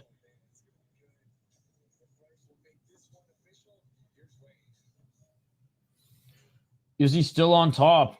This weekend, I'd say UFC and Deep were definitely the 2 best cards. Deep slightly over UFC because we saw some soccer kicks, and the UFC has the pussified rules. Matt X's favorite type of fighter rules, the Dagestani rules. Matt X is a huge Dagestan fan. I'm always looking to scout new heavyweight prospects, so interested in this one. Yeah, Matt X, huge Dagestani fan, loves the crotch sniffing rule set. But I'll say UFC, for the most part, delivered. I would say UFC Deep, top of the weekend, 100%. I would love to know if something was going on with her, like injury or sickness or something. Maybe. I'm open for a hire if UFC PFL Rise and KSW Octagon needs any scouts, right? I feel like our whole community could be hired with how much we watch. Yeah, Sicko Mode was the biggest song for the whole year when it came out. I don't even listen to Travis or Drake. Me neither. Nice, Shane. Nice. All right. Terrance Chatman versus Dwight Matters. 3-1 as a pro. Maters. 3-2. I thought with the 2 T's would be Matters, but English, you never know. Pound for pound Muay Thai. We've seen some good fighters coming out of the gym. Lost to Billy Ray Valdez in his last fight, but before then was on a 4-fight win streak. I was wearing trademark Drake joggers today, looking fly as fuck. Nice. Shane gave me some Kawhi fucking shoes. Kawhi Leonard shoes. I just like how that song became a meme because I actually really do like the song. Oh, I don't know the meme, luckily, but I just heard the beat on like volume 3 and was like, oh, I like it. Chatman was like minus 550. What is he at now? Hold on.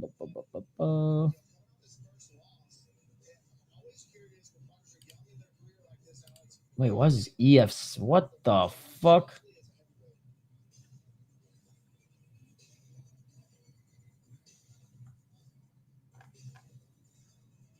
What the hell? Anyways. I had a wrong tab open. All trap songs are the same wit, different lyric. It's just the vibe, sick. Dude, most Canadians aren't. Dude, Justin Bieber has better songs than Drake, man.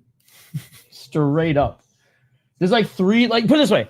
I'm not gonna say that like all his music's bad, or I'm not gonna just be like a hater. It's not my style of hip hop. I understand why he's famous.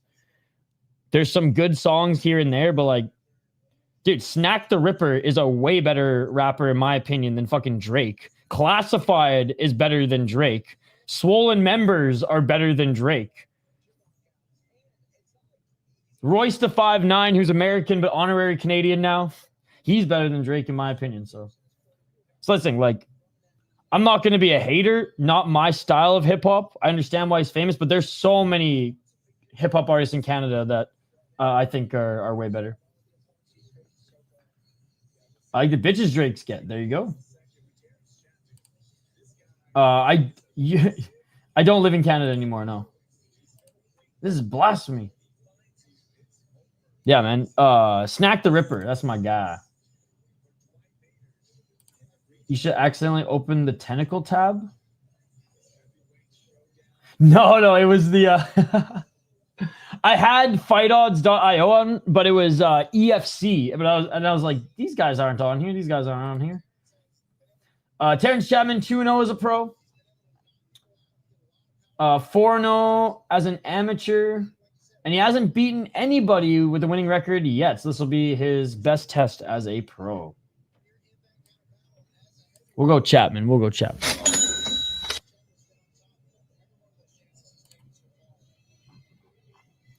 50 Cent would be my rapper of choice to hang out with, though. Honestly, me too. I'm sure he's got some good stories. I mean, I'm waiting for the Isha rap song to drop. I think I recorded a few in high school for fun. I'll try to find them and we'll play them. I like Snack the Eater. I don't know who that is. I'm thinking Chatman. It has nothing to do with Toronto. No, I mean, one of my favorite punk bands on the planet right now is from Toronto. Again, he's just not my style of hip-hop. That song was Funkmaster Flay. He made that song. A 50-year-old won earlier this evening. No way. He's pretty good.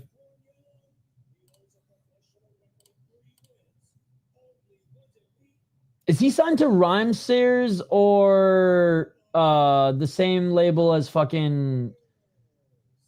Oh, what's his name? TDE. TDE, that label. Is he Rhymesayers or TDE or something different? He's now 6-12 on a 2-fight KO win streak. Let's go. What a beauty.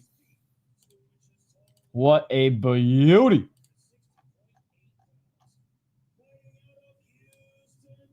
This is the only heavyweight fight on the main card, ladies and gentlemen. So soak it in. I don't even think I had a feature, man. I couldn't afford a feature.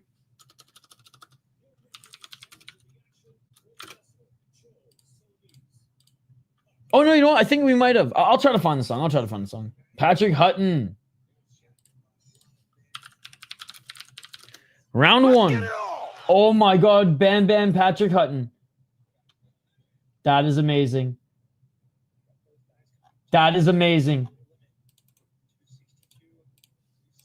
These guys look very alike. Same hair, same belly. I don't know anything about music labels. I just like his music, although he's been holding out on his last album for me for over 7 years now. The jiggles are in sync as well. Low kick by Matheus, who's a little bit taller. 420 smoke movie got him. Matters. Pressuring Chatman a little bit. Low kicks. I did not. I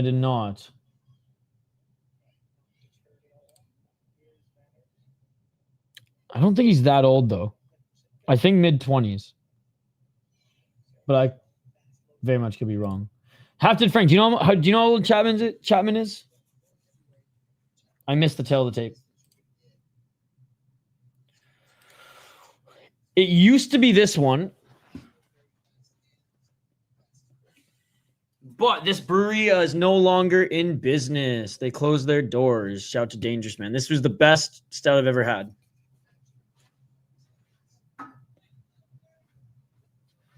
Oh. He looks 22. I don't think he looks 22. I mean, maybe. He's got a little poo stash. 28. There we go. Yes. Oh, it was so good, dude. They sell those cans in Minnesota called Crowlers. $2.55. Forager Brewing in Rochester, Minnesota has amazing barrel-aged stouts and porters. 28 is basically 22 at heavyweight. That is true. Not looking minus 550. No, if anything, Matheus is getting the better of him with the jab and the low kicks here early. Missing with the low kick again. Nice jab. Jabbing him up. Left hook by Chatman, but didn't land on the face of Matheus. Just hit him in the titty. Yo, thank you, Sean. Yeah, we hit it a couple weeks ago. Now, if only we get the soda pot up there, but slowly but surely. Who won the last fight? The last fight was won by Samuels-Stewart in the 3rd round. Was able to get the rear naked choke. Slip and rip. 154.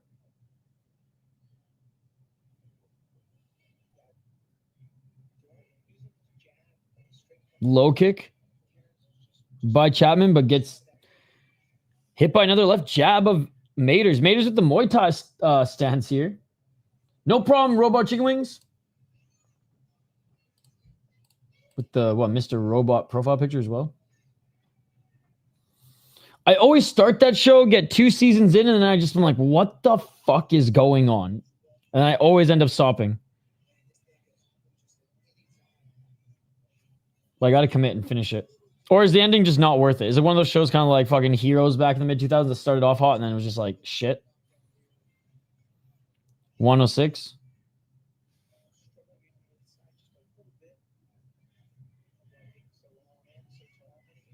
$58 seconds remaining. Jabbing him up here is Dwight Matheus. Try to go for a body kick.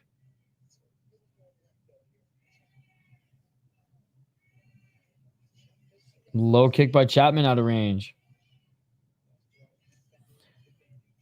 Another kick by Matheus. So it was a good show. Yeah, like I said, I've only been able to get, like, I've watched the first 2 seasons like 4 times, like 3 or 4 times. And then I'm just kind of like, what the fuck is happening in season 3? And then I just kind of lose interest. Never watched or known what it is. And all I know is Rami Malek is in it and he's Egyptian, so represent. Yo, he's good. Like I said, the first 2 seasons were amazing. If Matheus keeps it tight, he doesn't overextend, he can do this the whole fight. How was the Figueiredo? They haven't fought yet. That's coming up next. And that is it for the first round. And a first round that should go to Dwight Maters.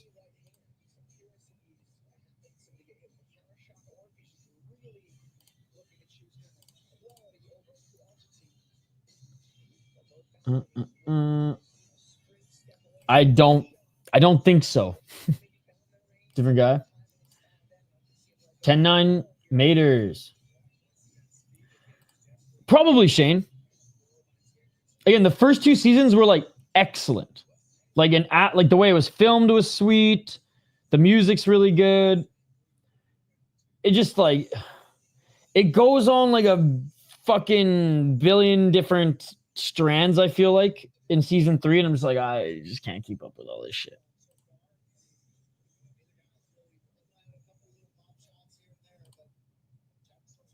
I don't even know what One Direction is. They're like a boy band. The Jonas Brothers 2.0.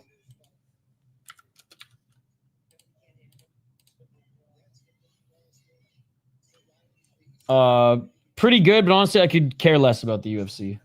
I'm way more into Japanese mixed martial arts, real MMA, you know, superior rule set. Unified rules pisses me off. And I love, but having said that, I love the regional scene because I like seeing the guys develop, seeing them on the come up. And I just love supporting, you know, smaller pay-per-views and making sure that these guys get the love and the attention that they deserve. But like, I'm not one who even keeps score. I think I do pretty good. Rarely under 500. I did pretty good this week as well. But there's always a couple swing bad picks on the card. But I don't bend over for fucking very many unified rules leagues, man, because it's absolutely poisoning the sport with these unified rules right now, and it's disgusting. 413. I don't know anything about pop culture. I'm just finding out who Sabrina Carpenter is, which I'm proud of. Hey, I will say, she did a sick-ass Hosier cover like 3 or 4 years ago before she was famous that I watched on YouTube, and then suddenly now she's just blown up.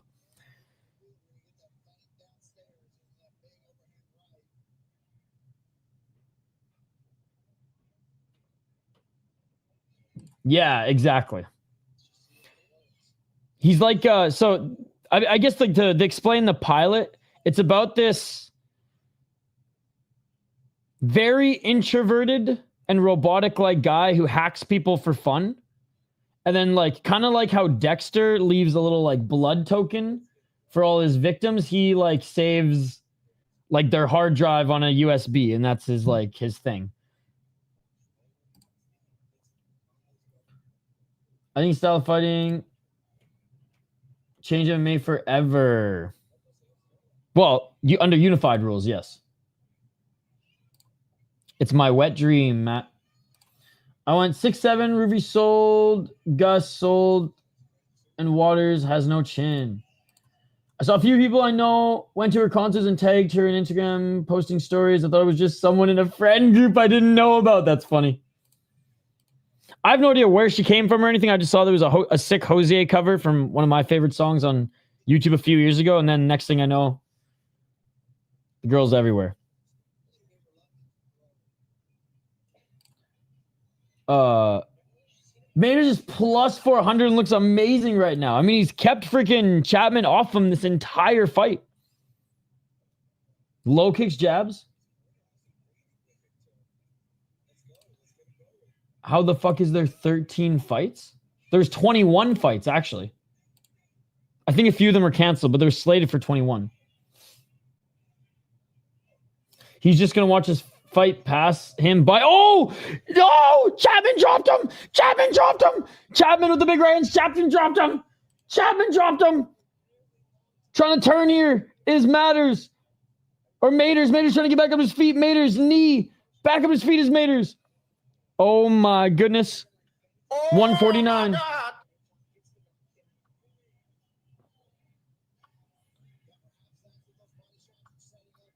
I would make the exactly like Ryzen rules. Oh, big right hand by Maters. Or sorry, by Chatman. Ryzen rules, 5 judges. All scattered around the cage. 123. I understand they're never going to do judge fight as a whole, and I'm less bullish on that, but 5 judges around the cage. Oh, big overhand right by Chatman. I think live scoring would be better for the sport, but the UFC is never going to do that because of live sports betting, and I understand it. Nice right hand by Dwight Maters. But 5 judges are scattered around the cage in different spots, not all on the same fucking table. Knees to grounded opponents. Up kick grounded opponents. So just kicking grounded opponents. Soccer kicks, stomps, all of it. Real MMA. None of this fake ass unified bullshit. But the UFC will never do it because they don't need to. They don't need to pressure the commissions. They're the top dogs. They set the precedent. But they're poisoning the sport, ladies and gentlemen. Right hand by Chatman. Yeah, I can't stand them. I spit on the UFC's rules. 15 seconds.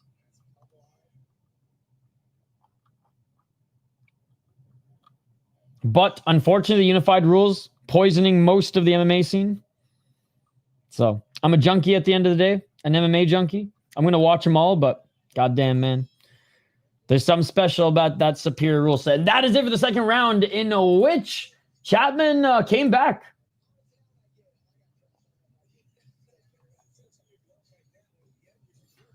I agree with you mostly. I don't think I like to fight be judged as a whole, though. I prefer judging by rounds. I don't, but I accept that I'm on an island there, and I don't hate it as much as long as there's 5 judges around the entire cage. If Matheus can recover, he might be okay. Safe to say this is 1919 now, absolutely. Stop me to keep it low volume. Can't lie, I love grappling. It's an art.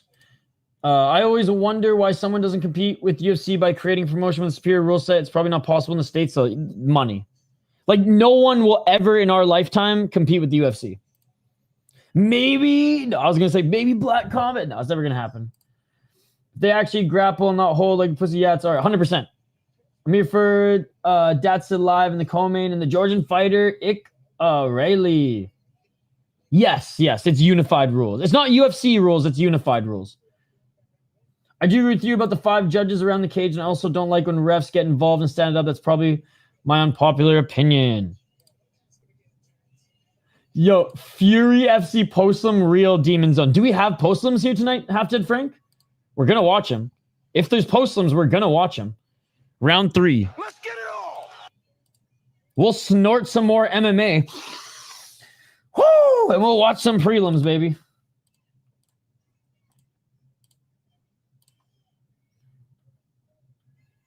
There we go.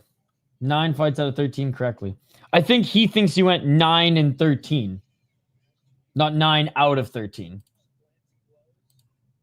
Like 9 wins, 13 losses.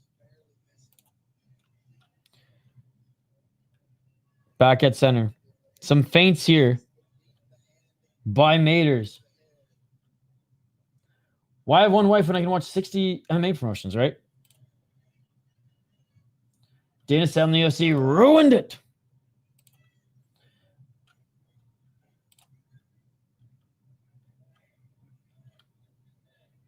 .346.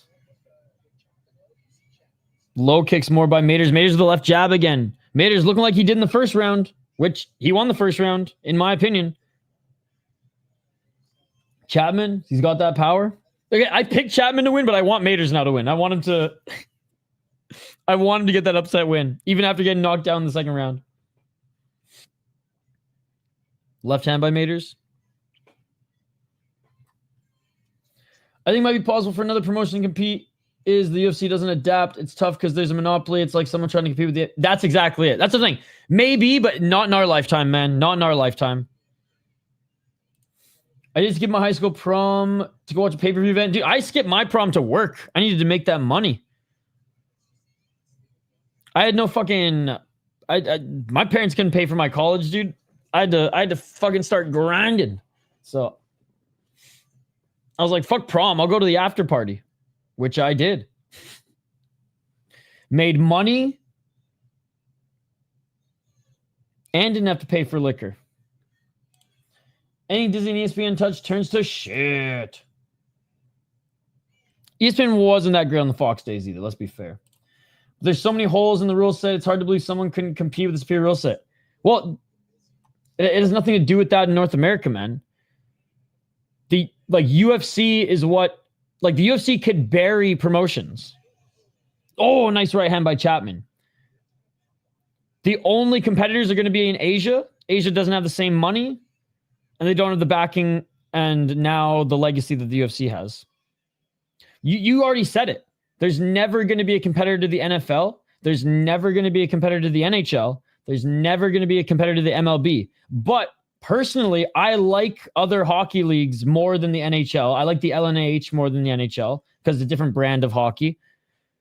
I like the Lithuanian league better than the NBA, different brand of basketball. So Black Combat, Ryzen, they will continue to grow and be popular and just be alternatives. But yeah. And this is just my firm opinion. If there's ever anything to compete with the UFC, we will be dead before it happens.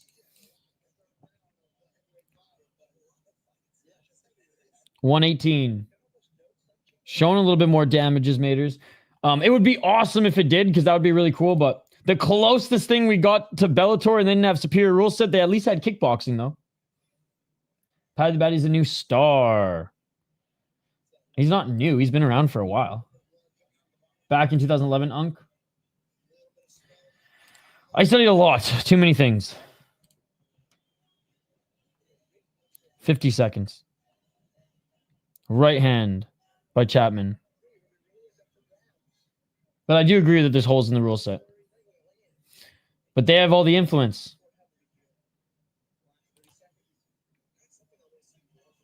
The commissions ain't going to force them to change.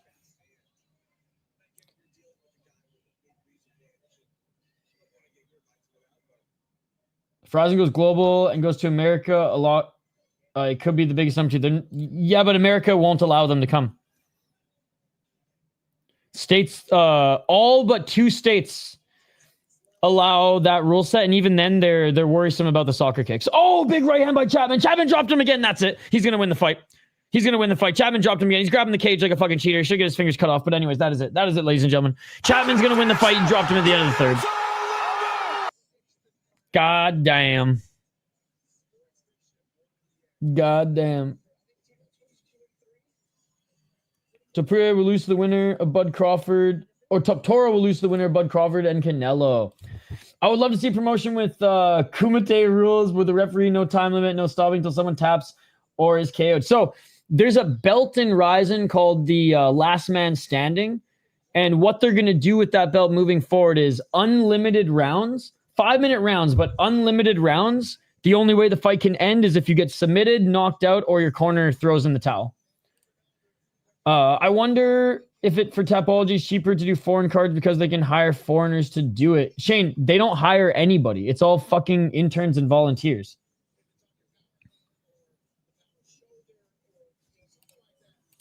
I feel Colorado would let them be because they let one came. One doesn't have the same rule set. One has a better rule set than the unified rule set, but it's still pussified. One backtrack. One used to have the superior rule set. Then we're like, oh, it's too violent. And then pussified themselves.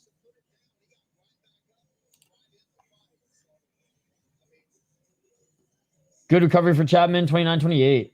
But Colorado and Alabama are the two that Ryzen has actually, like the number 2 in Ryzen. Like the Sean Shelby of Ryzen, right? That's the guy, Sean Shelby. Mick Maynard's Mick Maynard. Whatever. One of the high level dogs in Ryzen, not named Saki Kabara-san. He's been working and meeting with commissions in the United States, even outside of Alabama and Colorado, to try to maybe do a show here someday. But it's not Hunter Campbell, that's what I mean. Yes, Hunter Campbell. There's so many of them now, but yes. Trench coat wearing motherfucker. Maybe some of the promotions hire someone to update it. Perhaps. There's definitely a reason. I just want to know. He just waited too long. Gave the first round away. Playboy.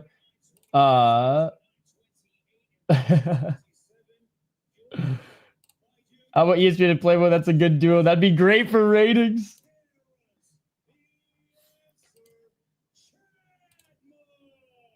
And Chatman gets it, ladies and gentlemen. Sean and Mick are the matchmakers. Yes, yes, yes. Which it's funny that they need 2 matchmakers now. Oh, how the times have become bitch made, ladies and gentlemen. Remember when Joe Silva just ran the show himself? What a fucking gangster. Now these 2 guys need to hold each other's hands. Oh my goodness. One championship was actually something when they had soccer kicks. Yep. And they would do Ryzen verse 1. It was awesome. Joe Silva was the man, dude. Joe Silva was the man. He was just such a gangster. He's such a gangster.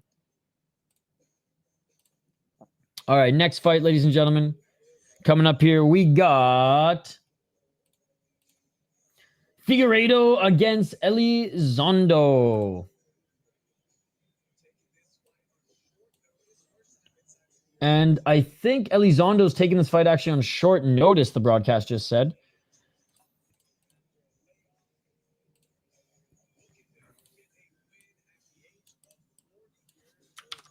He's 40? Oh my goodness.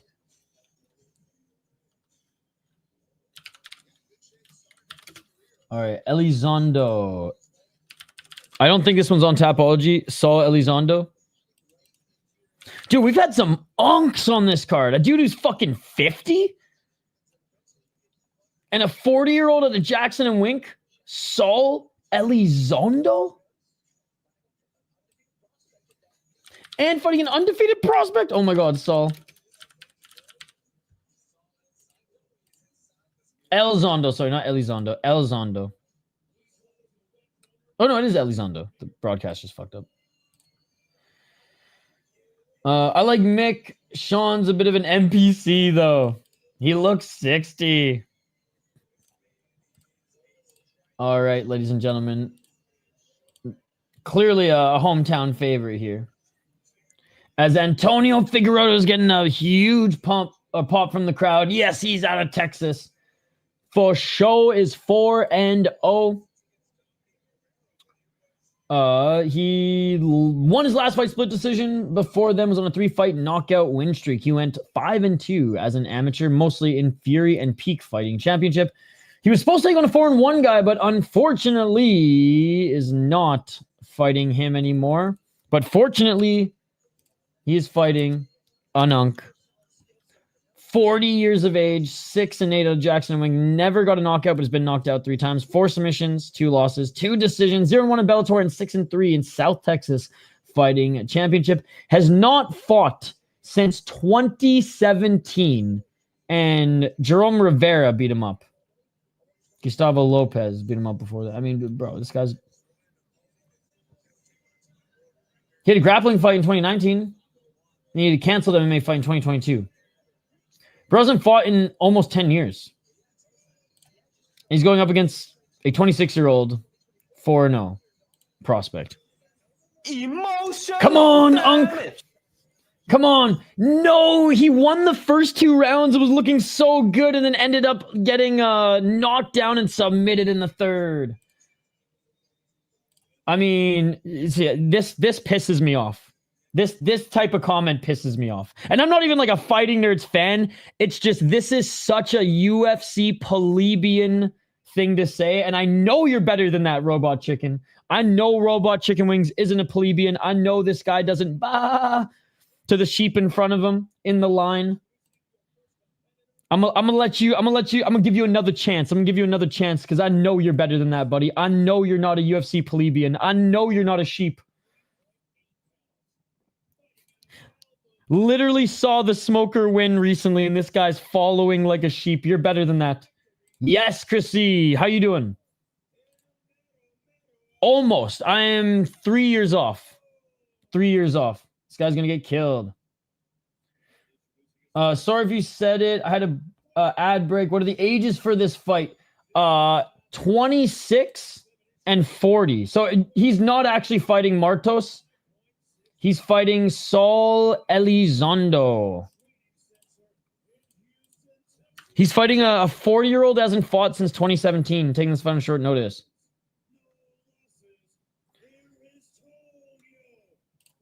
No, I just mean like everyone's like, oh, fighting nerds are done. They're done. Their gym sucks. They got fraud checked. There's only one good one left. It's like this isn't boxing.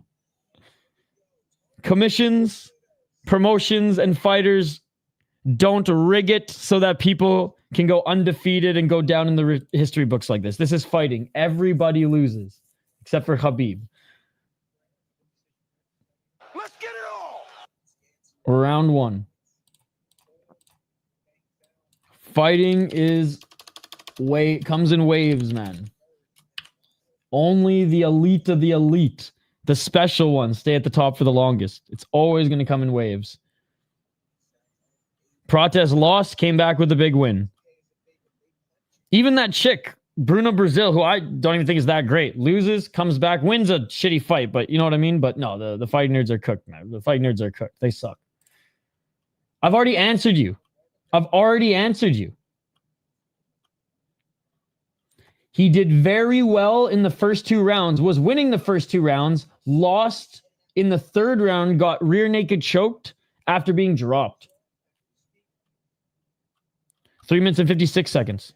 Nice spinning heel kick. Then you got to turn up your speakers, my friend. Open up your ears. He's going full Patrick Waugh on me. 346 and trying to get the back of Figueiredo is Elizondo right now with the left hook in.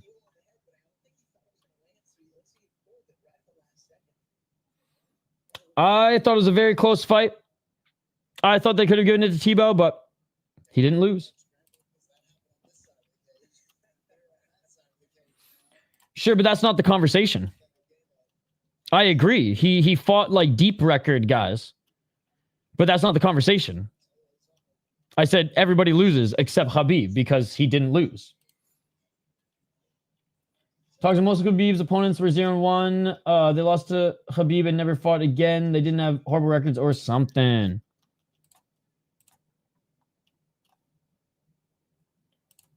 Okay, pick Figueiredo. Fight nerds live on. 249. I hope we see Jean Silva versus Kevin Matheus again, by the way. I don't think it bothers anybody. I don't know what the issue is. I just literally said that, like, fighting is not, like, MMA is not boxing. It's not as corrupt. It's a little corrupt, but not as corrupt. That every fighter loses except for Khabib. Because that's facts. Yeah, mate. They're awesome. I don't know what the issue is. Nice right uppercut. Oh, and a left hand by Figueiredo. He drops him. Figueiredo drops him. Big right hands. And that is it, ladies and gentlemen. That is it. Figueiredo. Oh, my God. Botched the backflip and landed on his face. Khabib didn't lay and pray, though. That's the thing, Robot Chicken Wings. He didn't lay and pray. Come on, man. I know you're better than this, Robot Chicken Wings. You're not a sheep. You're not a sheep. I'm not the biggest Khabib fan, but like I'm not a sheep. He didn't lay and pray. He was very active, actively passing and actively landing big shots, actively going for the submissions. That's how he fought. There's a lot of I would say there's a lot of other Dagestani and even NCAA wrestlers that lay and pray more than Khabib, right? And I like the way Matt Hughes fought back in the day, but you could argue that he was even more lay and pray and then found his opportunities than Khabib's style was, right? And that's just facts. Fat Boy here just literally doesn't even care about the conversation, doesn't even know the context, isn't even watching Fury FC, just came in here, heard Khabib, and now wants to argue. That's hilarious, Fat Boy. Not gonna lie, as I have a very big doggy hater, he doesn't lay and pray. RP Unk. Cole Conrad retired undefeated. Shout out to Cole Conrad. Khabib fought like Coleman, ground and pound. I heard I did hear rumblings, but nothing was confirmed. When is his brother fighting again, though, right? PFL keeping him in freaking contract purgatory? Pull the clips of him blasting 30 elbows? Yeah, that's what I'm saying, man. I'm not the biggest UFC fan, but I've watched enough throughout my career to not just follow fucking sheep narratives. I don't even care if someone has what someone would describe as lame, prey, fight style. If someone doesn't like it, why quit if it's successful? Because this is the UFC, Mystic. UFC is supposed to be rising entertainment level. That's why. That's why.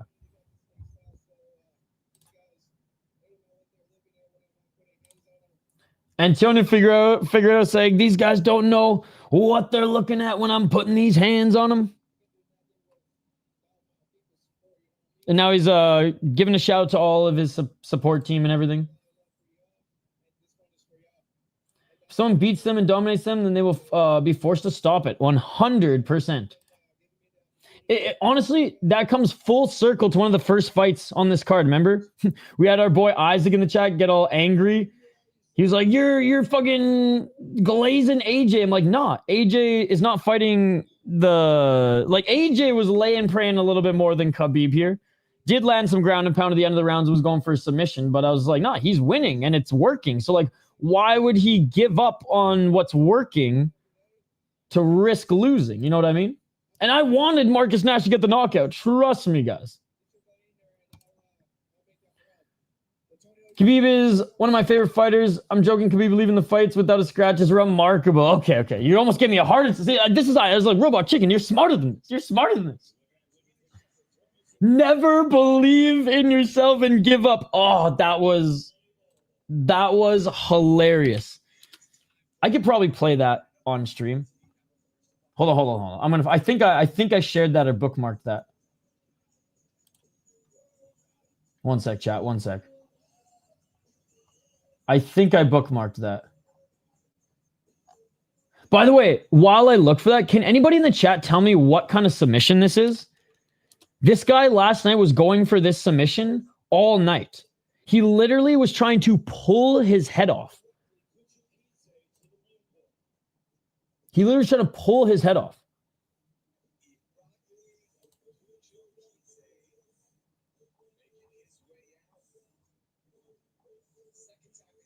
One sec, chat. I'm just looking. Oh, here it is. Hopefully this doesn't get fucking dinged. Never ever believe yourself and give up. Quote of the year in the UFC thus far. Quote of the year in the UFC thus far. Unreal. All right, let's get to the next fight here where we don't have anybody who pulled out. Yeah, this card has just been absolutely insane with the pullouts, left, right, and center. Topology not helping us out at all. But we got Mayol versus Kuchukhidze coming up here, ladies and gentlemen. Irakli Kuchukhidze up against Richard Mayol. And I'm excited for this matchup, ladies and gentlemen. Mayol is 5-1 out of Cuba, 25 years of age. Lost in his last fight, but went 4-1 before that. Sorry, went 4-0 before that. My apologies. Or 5-0. Jeez, I can't even do math right here. My brain is fried from staying up all night. Yo, what's up, Volcan? 5-0. Shot out of a cannon. That's what I'm trying to say as a pro. But lost to Ismail Israilov, which no shame in losing to Israilov. He is a very, very good prospect out of Jackson and Wink. 3 KO TKOs, 3 decisions. Fought in BKFC, LFA, EFC, and Fury. Like, holy fuck, dude. He's going to be skyrocketed to the UFC soon. Let's just say that. So no shame in losing to him before then lost to beat a 2-0 guy. 1-0, 4-4, 9-10, in which he won a regional title against. Oops, sorry, skipped over his amateur. As an amateur, went 4-1. Trains out of a pretty, and actually fought some really good competition as an amateur. And trains out of a very good gym in MMA Masters. Now his opponent, Irakli Kuchukhidze. 27 years of age, training out of St. Petersburg, Russia. He's 4-2 as a pro on a 2-fight losing streak. I'm doing good, Volcan. Just I thought I caught up on sleep. I'm still just a little I'm a little zonked, but stayed up all night watching K1 and Deep, so no complaints. 3 knockouts, 1 submission, 0 decisions. That's what we like to see. That's what we like to see. Lost to Kuchukhidze in Fury. No shame in that. He went to Dana White Contender Series and won his first UFC fight. Lost to Gamzatov in Eagle FC back in 2022. So he didn't fight for 3 years. Lost to Kuchukhidze. We're coming back here in September.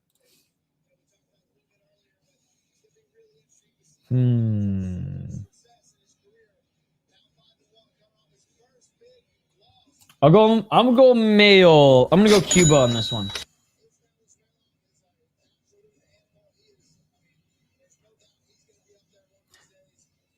Lost an Eagle FC.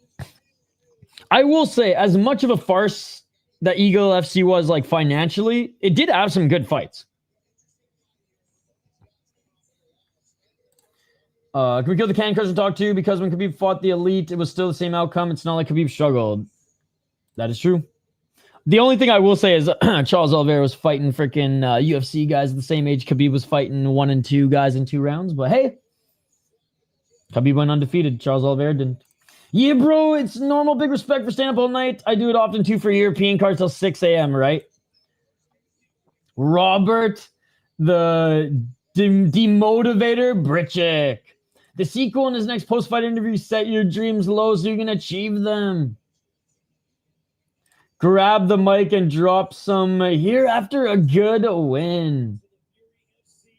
I don't know, finger locked to rear naked choke. I don't think it has a name. It wasn't a rear naked choke. No, Matt. It wasn't a rear naked choke. He went for it 3 times and purposely dug his fingers under the neck or under the chin and just pulled up. One of Steve's podcast, he said something like, MMA is the only sport people say, oh, come on, he was just trying to win, right? Exactly that. Someone said, chin up Gilly. Okay. I'm considering making that my new Instagram biography, but worried that only about 4 people will get the joke and the rest will think I'm just a weirdo. It's like basketball fan complaining that the team doesn't shoot enough 3-pointers if they're winning. Who cares? I do. Luke's is my favorite it's my favorite, league out of Mexico, and it's one of my favorite promotions on the planet, to be perfectly honest. I would rather watch Luke's than UFC all day, every day. Luke's has some absolute savage fighters, insane, like one of the bloodiest fights I've ever seen was in Luke's. Jorge Calvo is one of my favorite flyweights in the world. I think he's one of the best flyweights on the planet right now. So, yeah, I'm a big Luke's glazer, my man. I'm a big Luke's glazer. I've never seen a bad Luke's card. But I will be streaming some Luke soon, I promise. Round 1, ladies and gentlemen. Let's get it on. Sorry if I missed some of your comments. If I did, just comment it again. But we got 3 more fights, ladies and gentlemen. This is the featured fight. It's been a bit of a shit show, but we got through it.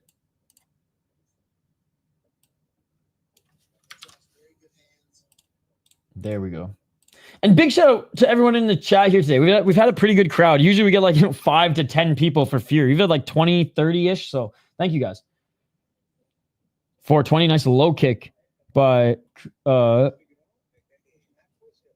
Kuchukhidze. Oh, flying knee attempt by Mayol.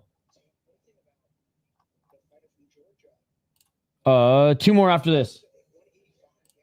I was going to go Mayol moneyline minus 165, but I stayed off. So he's obviously is now about to have a career best performance. I'm not sure, Mystic. I'm not sure. Right hand by Kuchukhidze.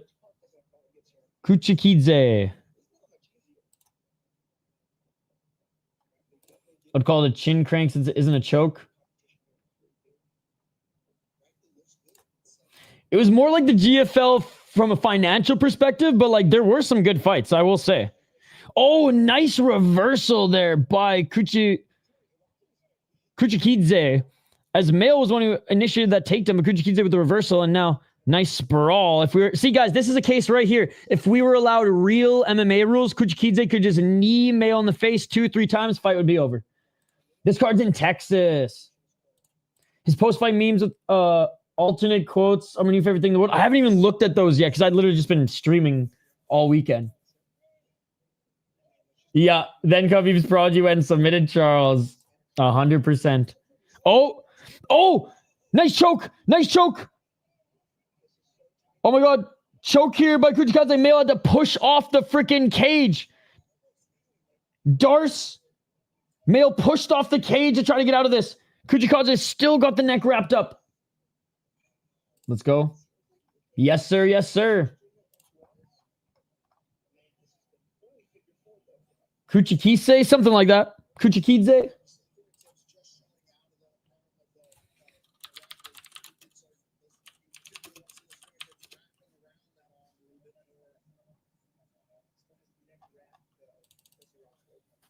$216.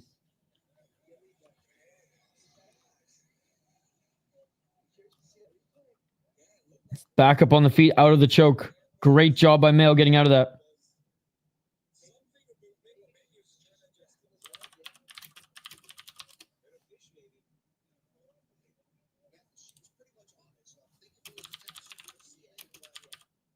$152. Yo, do you know who Lewis Logic is? Curtis Clark. I listen. He's got one album, man, that I don't think would be allowed to be made today. But it's honestly probably one of my favorite albums of all time. Cinematic. Kuchukhidze just reminded me of one of the songs.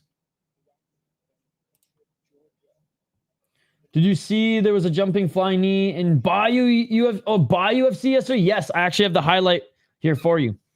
1 minute and 14 seconds, clinching up against cage right now. I like playing the game and listening to the stream. I like that you cover the small promotions, bigger side. Thank you, Ninja Turtle Fighter. Hey, I appreciate that you like the small organizations too. May almost died trying to get out, but great job. Holy fuck, these commentators are dry. Yeah, dude, they treat this more like a podcast than a play-by-play. 2 Live Crew wouldn't be allowed to make music today. That's true as well. That's true as well. And there's a takedown by Kuchukhidze. He was on a Doom song, right? Yep. One of these days I will beat you to a highlight. Honestly, you would have beaten me to it if I didn't have like 10 minutes left setting this up and I just did a quick little Twitter scan. I'm going to send you the album here. Did you like the production's amazing? Some of the lyrics you might spit out your coffee listening to them. Let's just say that.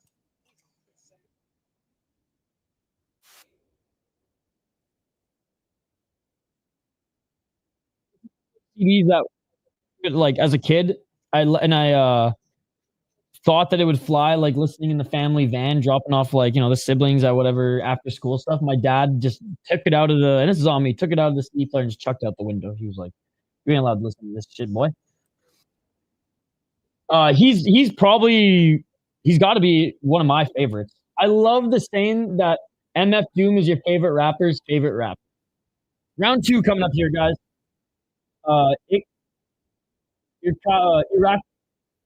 Irakli Kuchukhidze wins that first round. Jeez, put it out there, eh, bud? Hey, appreciate it, man. It was like a song that skipped the same time as a rap talent show. Yep, yep. Sitcom mode is the only reason I know who Uncle Luke is.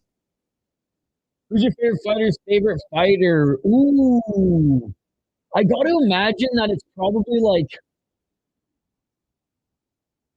Sakuraba, Vitor, or Kane, right? Maybe Demetrius as well. Yeah, I was gonna say either Fedor, Sakuraba, or Kane. So many people say Sakuraba is their favorite fighter, which is cool. We're all saying, not sure if it's just me, but the mic quality seems to have gone bad the last minute. My mic? Okay, hold on.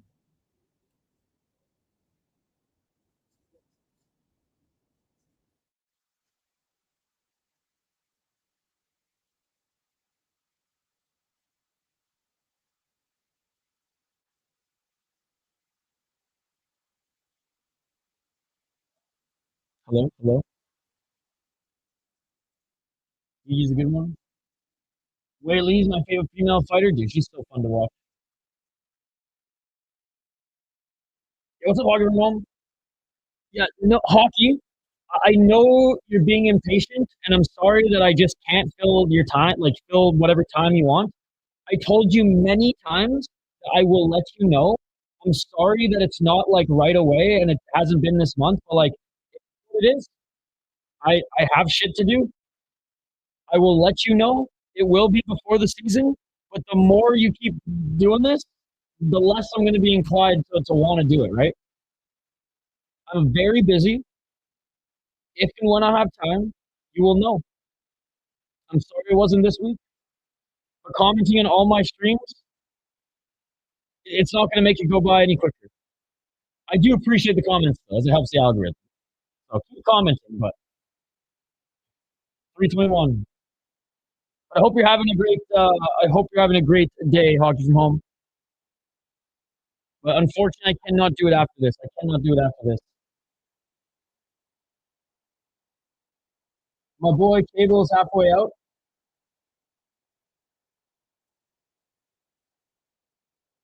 Is it not working?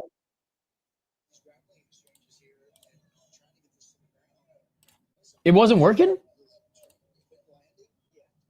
Damn, okay, sorry guys. We'll have to take a break. If it's not working, you guys can't hear me. We'll have to take a break.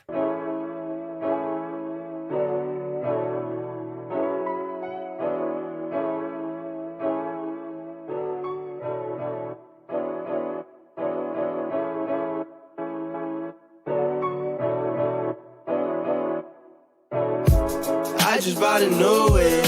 Spend a couple thousand just to cruise it. Shawty said she love me, but I swear she'll never prove it. I never tell her, but I put it in the music. Well, that's okay. All I wanna do is make the best of my whole day. Thank the Lord up above, get the cream on the side, make you laugh to know it. That's the stuff that I love, la da da da. We can be friends if you wanna. We can just talk if you wanna. We can hold hands if you wanna. Hey, tell me what you wanna do. We could just laugh if you wanna. Late nights under stars if you wanna. We could just kiss if you wanna. Hey, tell me what you wanna do. It's like the story of my life. Best friends, but we rocking all the same. I don't know, guys. It's working on my end. It's working on my end. Don't trip over the cord like Tony. Dude, people were tripping over the cords in France, left, right, and center yesterday. Okay, we're still in the second round, by the way. Luckily, not much has happened. I don't know. Hope you guys can hear me.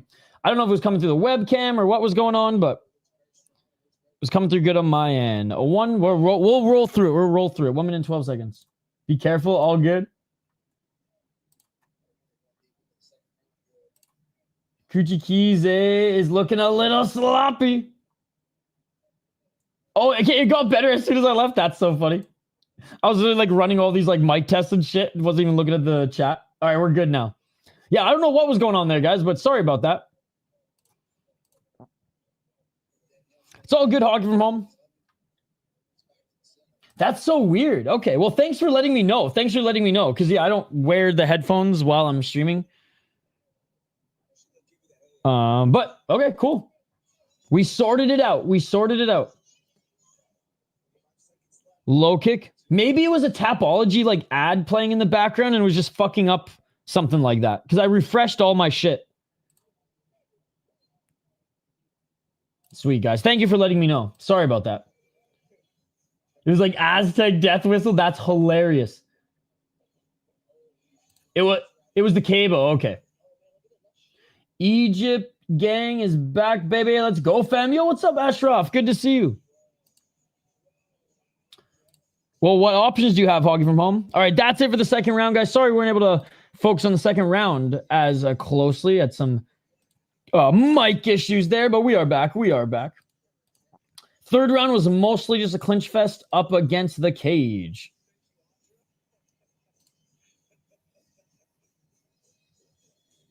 All right, what did I miss, by the way? What did I miss as I was fixing the mic?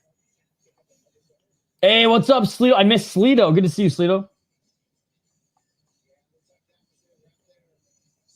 Yeah, the other's 240p. Yeah, that's so crazy. Cameron Graves or Carlos? Well, Carlos is not fighting anymore. Carlos is not fighting anymore.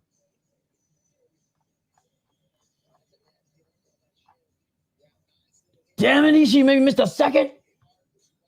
Liver and onions. She's a Leafs fan, but an expert at audio tech. Nah.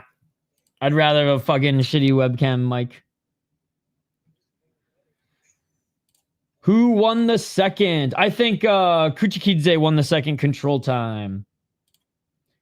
He is fighting something Silva now. What's his name?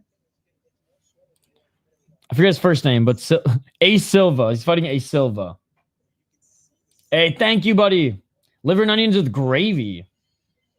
As a Canucks fan, never believe in yourself and give up. And don't forget to burn down your city every time you lose a Stanley Cup final. Round 3. I've told this story before, but I have some friends who worked for like international media for a while, not just sports media. Looking for the single leg. Great takedown defense by Mayol. Who is this guy? Beautiful takedown defense. 420, smoke him if you got him. Sounds like a horrible British dinner.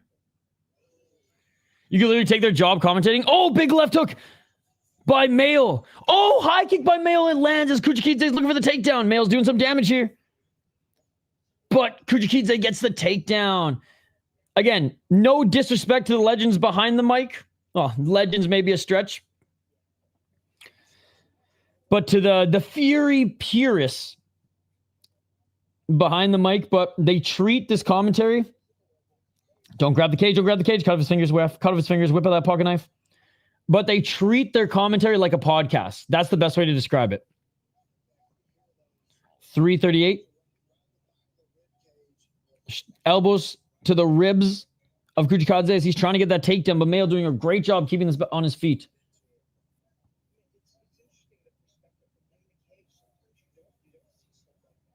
I'm down for friggin' liver and onions too. Onions are good for you. Liver's got some good vitamins, minerals, and protein. To be fair, after burning East Hastings, did something magically improve? Dude, they didn't just burn East Hastings. That's the thing. They burnt everything but East Hastings. The homeless kept them out of East Hastings. Like, you ain't burning our shit, man. Only we burn our own street. Get the fuck out of here. 255. This freaking Robson Street got destroyed. The Bay got looted 10 years too early. I say that because the Hudson Bay Company is folding. It's good if cooked right. Nice takedown. Kuchukhidze is tired. I love how you're writing it like that. Legends is a stretch. Legends is a stretch. Really? I don't think they're going to be a contender. I'm open-minded, but liver's just horrible. The only thing I hate is baby corn. Love onions, though. Just grill some of those for me. Hey, respect, buddy. How about a good salad? Nice reversal by Mayol as Kuchukhidze tried to grab his left leg, but now Mayol's in the top position, landing some right hands. 155. Right hand by Mayol. Hold the Mayol, ladies and gentlemen. 142. Yeah. It's really good for you, apparently, but like moderation. Like if you eat it every day, I guess it's not the best, but I hear like a couple times a month. Same with like certain types of fish too. A couple times a month. I can't do tomatoes, never liked them. I barbecue them now. Roma tomatoes with some olive oil, onions, a little garlic and dill infused olive oil, and I grill them, and then I mix them with rice with some dried pomegranate skin as a seasoning. 57 seconds.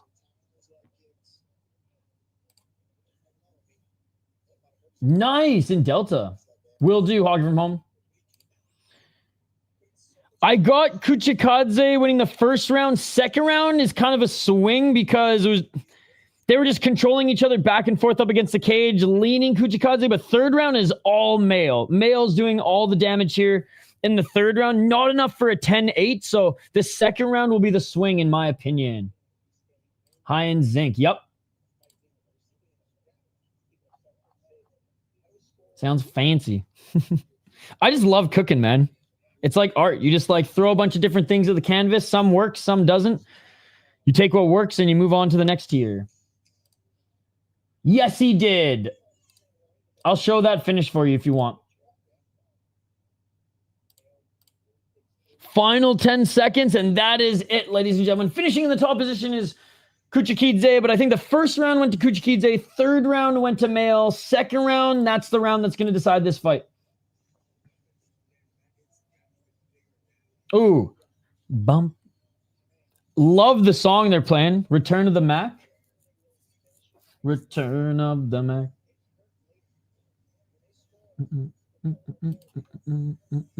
You know what?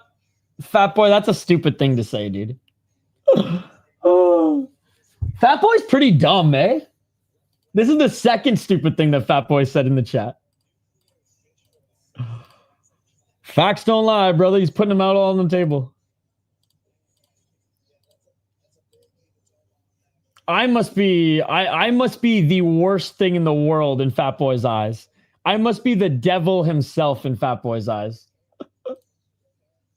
You mixed devil piece of shit, white boy, American, Canadian, Persian, brown, non-religious piece of shit. Oh. I hate pickles. I like dill pickles. I don't like sweet pickles.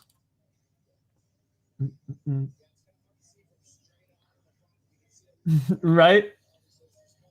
Oh. Ooh. Lengua tacos. Really hard from home. I like fried pickles. You know what's crazy though? In Minnesota, they cut them as chips. Back home in BC, anyways, in Canada, they do them in like the spears.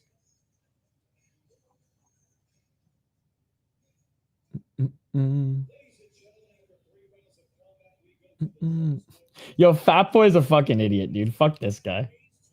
Bye-bye, Fat Boy. Toodaloo, you bitch. You fat boy bitch. I didn't like mushrooms or tomato growing up, but I eat them now. People that eat those sweetbread and butter pickles might actually be psychopaths. I think like pickles on everything is fucked up. But I do think like, yeah, like don't get me wrong, Sleeto, especially in Minnesota here, there's some psychos who like are crazy with their pickle stuff. I like dill pickles to a certain extent. I'm not, you know, I'm not a psycho when it comes to it, though. I prefer cucumbers over pickles. Pause.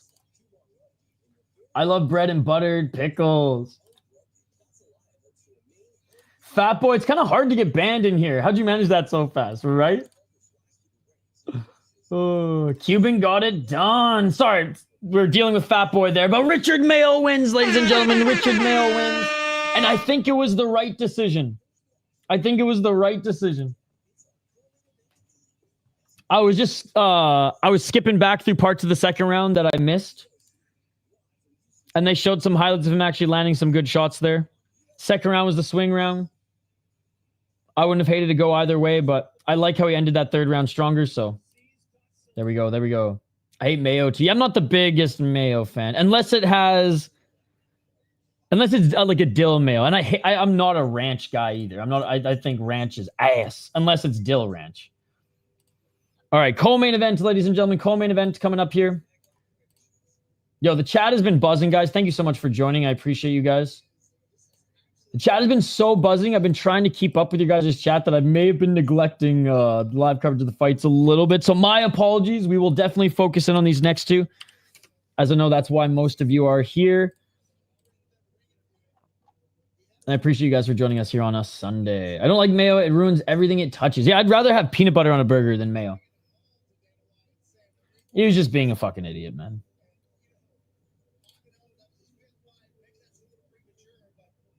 I've had that before. I'm not a big pickle beer guy. I'd rather have I'd rather have spicy lagers than a pickled lager. But I will say this, putting a tiny dash of pickle juice in like a shitty beer, a shitty lager, actually is pretty good. Like a pickle spear in a lager is actually pretty good. But a whole pickle juice beer, no.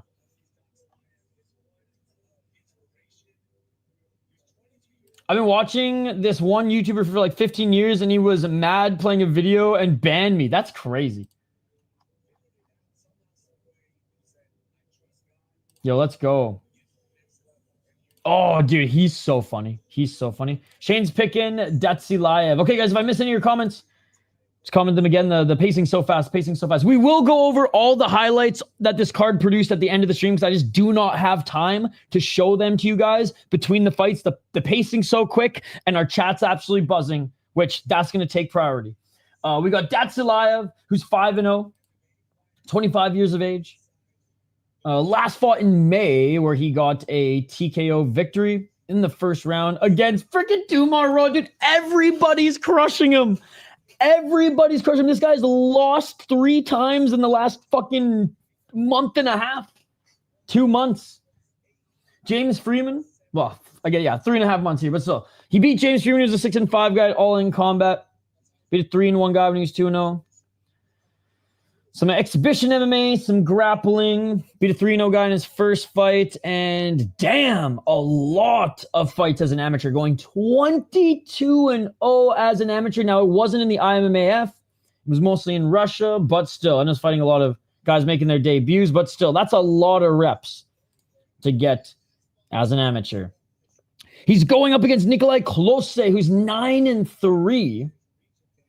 He is 4-1 in his last 5 fights. He's out of Omsk. By the way, Omsk has a very good hockey team. A lot of tough people come from Omsk. Really good team in the KHL. 2 KO, TKO, 5 submissions. I think they won the cup recently, the Gagarin Cup, and 2 decisions. He won the NASA FC Championship against Nuremberg. I'm going to try to pronounce his last name. So this is a very good win. Beat Dodov in his last fight at ACA Young Eagles. That's crazy. Like he didn't necessarily fight the best guys at MMA, or sorry, at ACA Young Eagles. Lost to like the best guy, arguably the best guy he fought there. But then went over to NASA and just snatched the belt. And now here in Fury FC to try to snatch the belt here as well. I'm going, not close, like Kiosse. I'm going to go with Nikolay Kiosse, but this is a sick matchup here. This is a sick matchup. A top prospect up against a rising prospect on not only just the North American scene, because he's here to make some noise, but on the international scene as well. We'll go head-to-head, Shane. Poor Dumar. My GOAT Roa's legendary Golden Samurai. KO time? I'll definitely try. I'm going to have to go with my dad because I don't speak the language, but I'll try. I haven't talked to him. I haven't. Really? Older brother? Abdulaziz is apparently hot shit.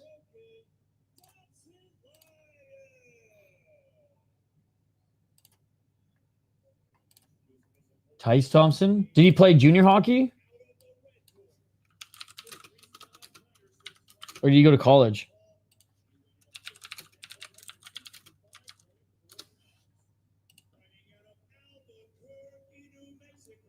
Oh, he went college route. Providence. Only 4 NHL games.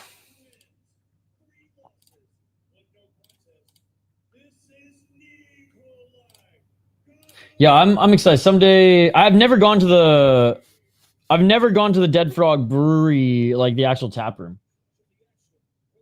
These are the Avs that lost last season, I think. I know a few. There's my family and shit. All right, here we go, guys. Co-main event. Oh, the Isles that lost last season. Okay. Round 1, co-main event. Let's get it on. Again, guys, thank you to everyone who's hanging out with us here today. It's been fun. Oh, swing with those overhands already is Datsilaev. Datsilaev now looking for the single leg takedown. Kiosse already having to defend. Ah, okay. Yeah, since that last card, he's won 100% in my not in my good graces. Him, Christione, and Coughlin. Hate them all. See you later, Hoggy from home. Thank you so much for stopping by again. I appreciate you. St. Paul Steel, we need these bars on the window. Come on, come on, come on, come on, come on. Cool. I'll check out the video. 4 minutes and 8 seconds. Right, or giving up on the single leg now. Right underhook for Datsilaev.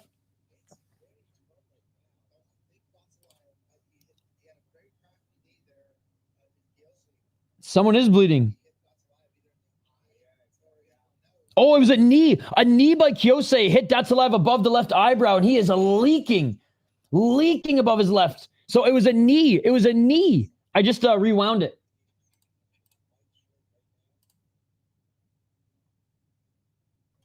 Sounds good. This week's feature your favorite player. Ooh, Quinn Hughes. I don't just going for the family. Cussing the first visit. You be playing with fire. 323. Right underhook by Datsilaev, but he's wearing more damage here early as Kiosse. Look at all that blood. Oh my God. Dude, it's like a fucking fountain right now. Let's go. Crazy that they all got invited to USA camp. I don't think the youngest one will make it, but... And the ref separates them. And the ref's calling the timeout. The ref separates them to call a timeout. Because the blood's getting in his eye right now.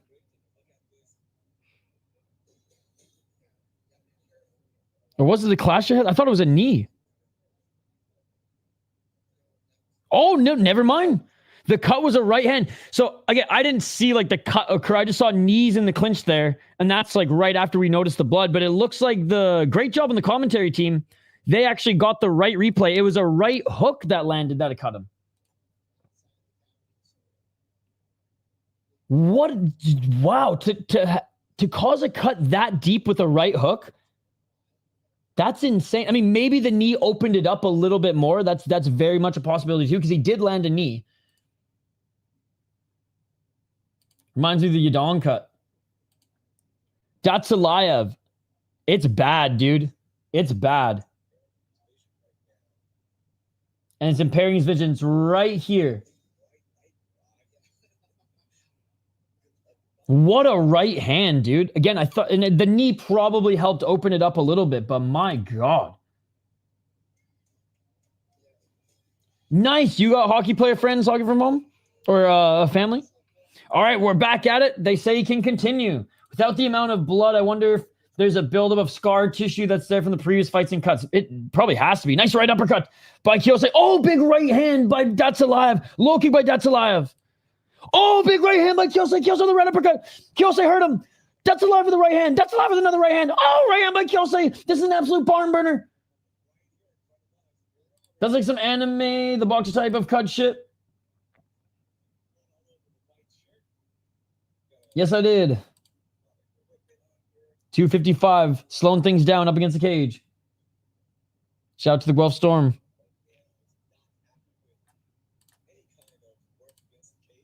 $215. I don't talk from home. My cousin played with Cam Fowler back in the day, but that's about it. Oh my God, so much blood, so much blood, so much blood. What is this, Luke's? See you later, Hog from home. Nice takedown by Datsilaev.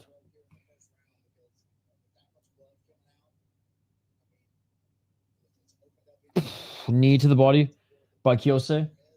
Painting the canvas red in the co-main event. Couple foot stomps by Datsilaev. Dude, Kiosse was targeting that cut too. He's a savage. Could be a blood fight. And we're only in the first round. Oh, big knee by Datsilaev. Oh, there's that right elbow by Kiosse right on the cut. Kiyose's a savage. He's going after that cut. Just came back, dude. Oh my God. Big right hand by Kiosse. Right uppercut by Kiosse. Dude, Kiosse is targeting the cut. You can see it here. He's purposely telegraphing his shots. Oh, well, now he lands a couple shots to the body there, but he always is landing at least 2 right hands or an elbow on that cut. Big right hand again. Datsilaev does have good head movement here. And he's tough as nails, but there's that right hand again by Kiosse. Now Kiosse is looking for a takedown here. Maybe to solidify the round. A nice takedown. Beautiful takedown by Kiosse, actually. Double leg. And now a back take. Kiosse takes the back of Datsilaev. Beautiful back take. Both hooks are in, but no body triangle just yet. 39 seconds. But the Pussy Ass American commission. So definitely stopping it before it becomes a blood fight. The commissions aren't that bad with cuts, to be honest. Japan used to be way worse with cuts, funny enough. They allow soccer kits, but they used to be worse with cuts. My guys, piecing them up. KO incoming. Hey, what's up, James? Haven't been on an airplane before, but I suppose it'll suck. It's not too bad. It's not too bad. It just depends on the airline. Cool, hockey from home. I'm interviewing an NHL player tomorrow. Well, helping an interview.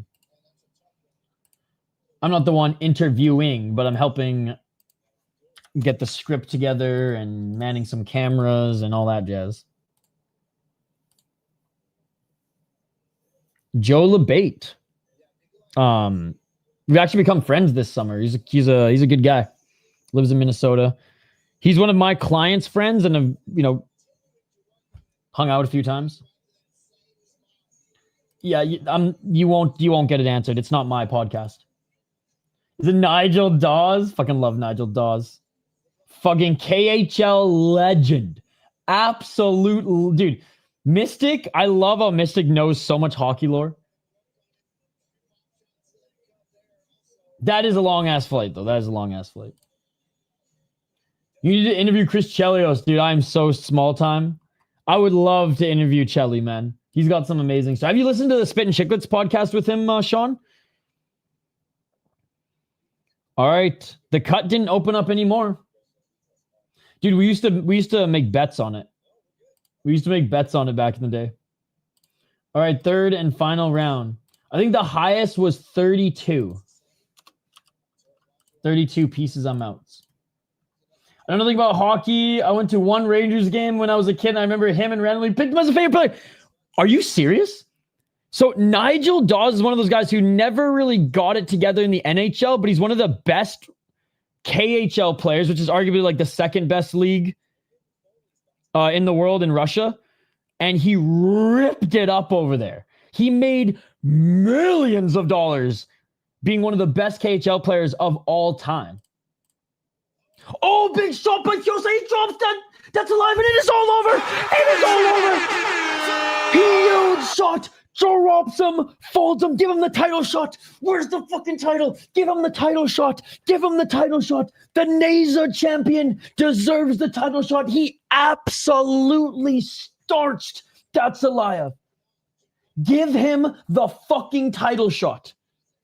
Give him the title shot. NASA Fury FC champion. Imagine if he snatches that too. He has a one-way ticket to the UFC. Oh my God, that was nasty. Right to the body, one hammer fist, and it's over. He looks like Klein. Get him to the UFC now. Saw it coming. Let's go, James.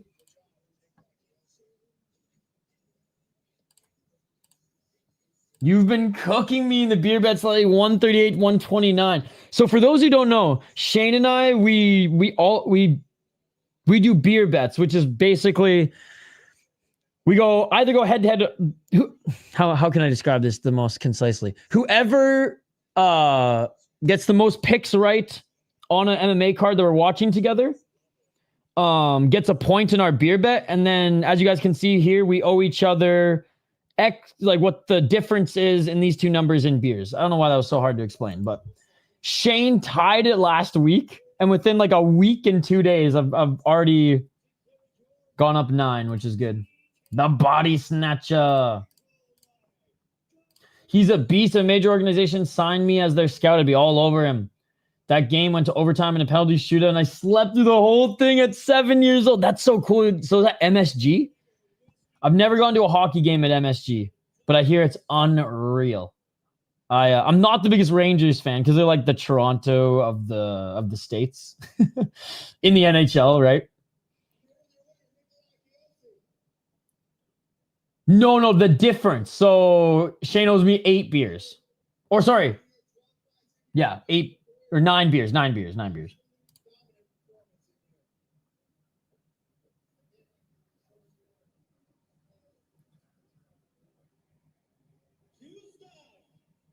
Dude, Kiosse say, Houston! Hello! Never. He's saying Omsk. Russia, Omsk. Dude, this guy's Russian as fuck. I love it. Oh, he's got, what's his name? Osunov, I think his name is, in the corner. The Jersey fighter who's from Russia. Who did Ultimate Fighter and BKFC. Osunov?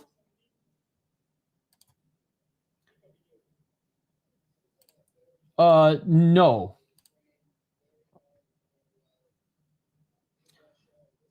He fought Vellante hours ago. And it was on the prelims, and I didn't watch it. I'm not going to lie, Bryce. I only watched the main card here today. I'll try to find the answer for you, but you might have to go digging on Twitter.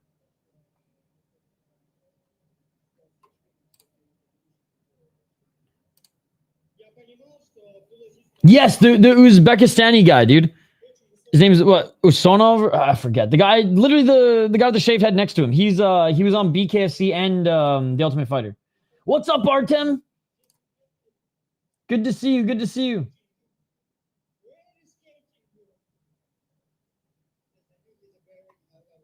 They said his fight was pushed back and it'll be up on soon. Oh, okay. Postlims then. Okay. So then it's probably going to happen after the main event then. Okay. So yeah, my apologies, Bryce. And I've been saying this whole stream. I'm not pretending to be an expert of what's going on with the show. I streamed all night K1 and deep, slept in the morning, and then just fired this up for the main card. So if there's postlims, we will cover the postlims. I think it is. So to answer your question, then he hasn't. If he didn't fight on the prelims and he's one of the postlims, then we have the main events coming up next, and then the postlims will begin. Okay. How many? Chris Cushman, how many?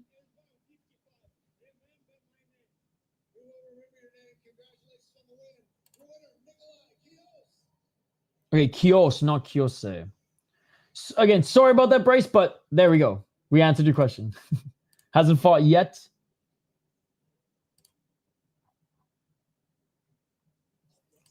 But coming up on the postlims. Dude, what is this? Bellator? We got some postlims here today? Yeah, no problem, dude. And thank you so much for stopping by. Carlos is out. Who's the other guy fighting? His name is Silva. I forget his first name. We will get it here in a moment.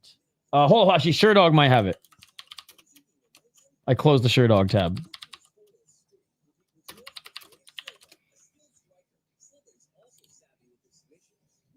Matheus Silva. He's 8-3, so not bad. I can't believe we have to go back to fucking Sherdog for the main event.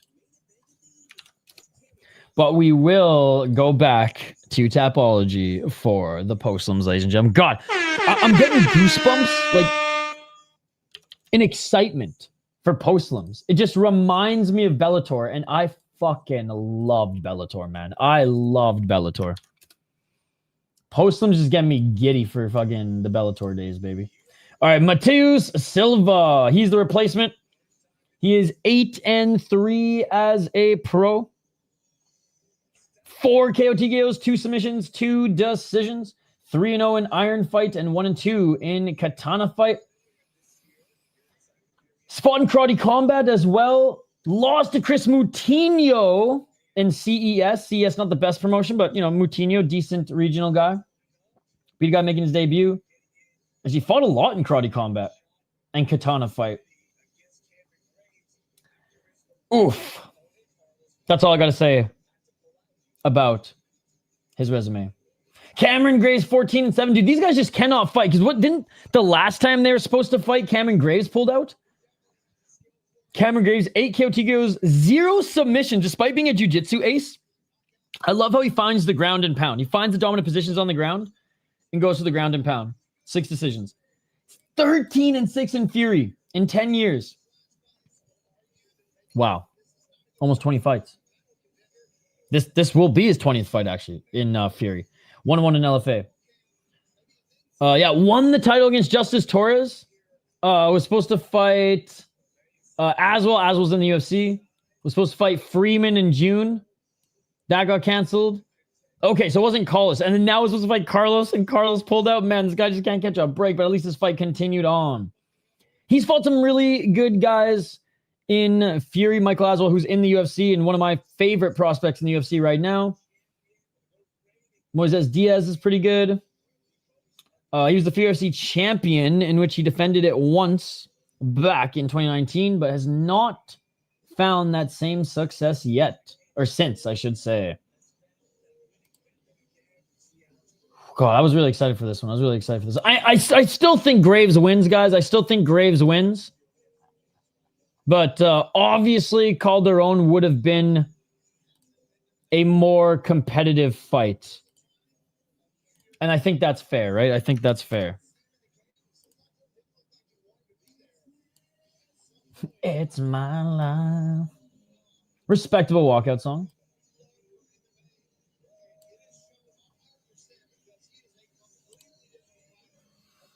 It's going to be on the PRELIMS, so sometime after this main event.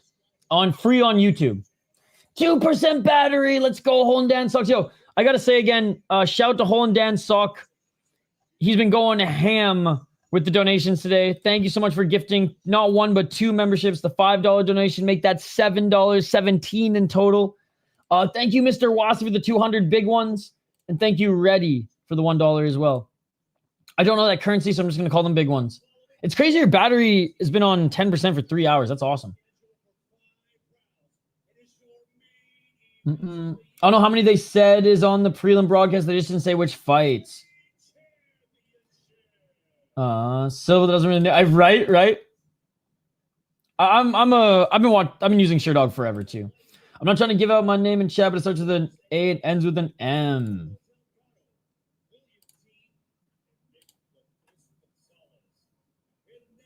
Nico, my cousin GTA 4. Nice, Kenny. Let's sell it all and start Buy UFC. I mean, Swamp FC. Buy UFC exists. I still got to show that highlight here.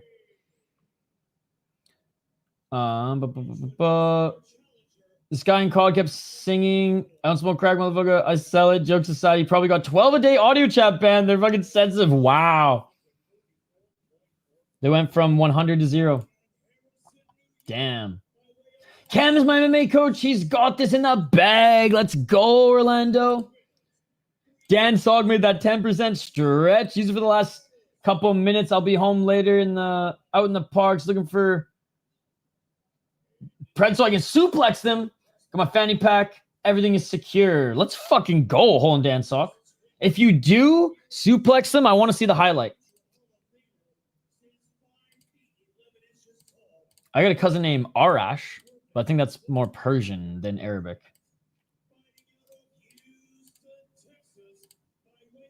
I can't believe we actually had one banning today, Curtis Clark, in a Fury chat. Like UFC, it's one thing because like there's just people asking for links left, right, and center, and show me Jubilee, you Giga Chikadze, Harry Potter looking ass bitch, you know. And then it's like, all right, fuck off. But fanny pack's goated. I got no issue with the fanny pack. I don't own one personally, but I used to sell them at one point. I used to slang fanny packs, and a friend used to slang dope from his fanny pack. So there you go.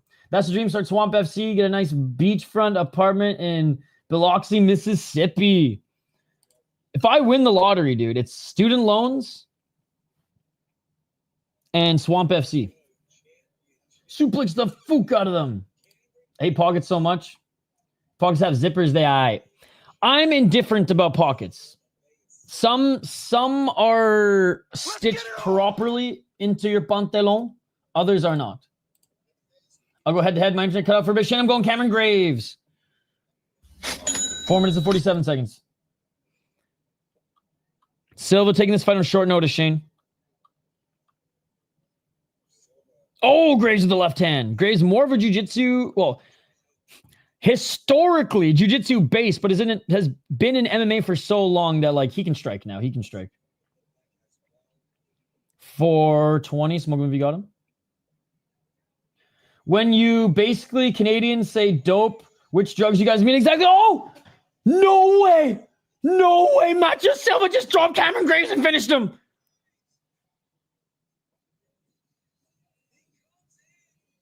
No way.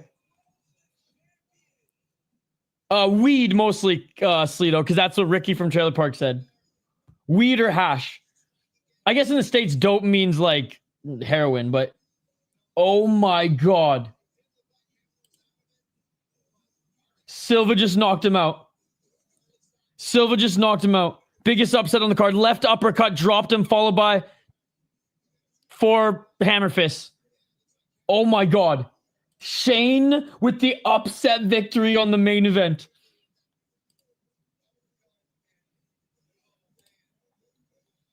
Oh my God. Silva KO'd him. I can't believe it. Damn. I couldn't find them on fight odds because it was a short note, and they didn't show it on Tapology, but like, dude, Silva came in on short notice on this one. I'd have to imagine Graves was at least like minus 350, something like that. What were the odds, Curtis Clark? No, Hole and Dan Sock. None of the mainstay sites are gone. Wow, that's why I threw uppercuts. Another main event upset. What were the odds, guys? Does anybody know?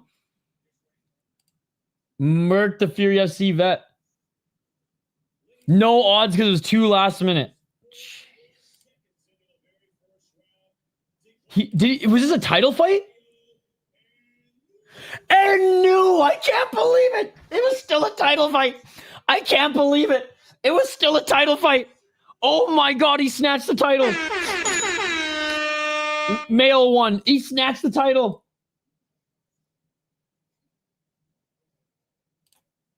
Hell yeah, dude. We're gonna watch the post-lims. Don't you worry, Ross.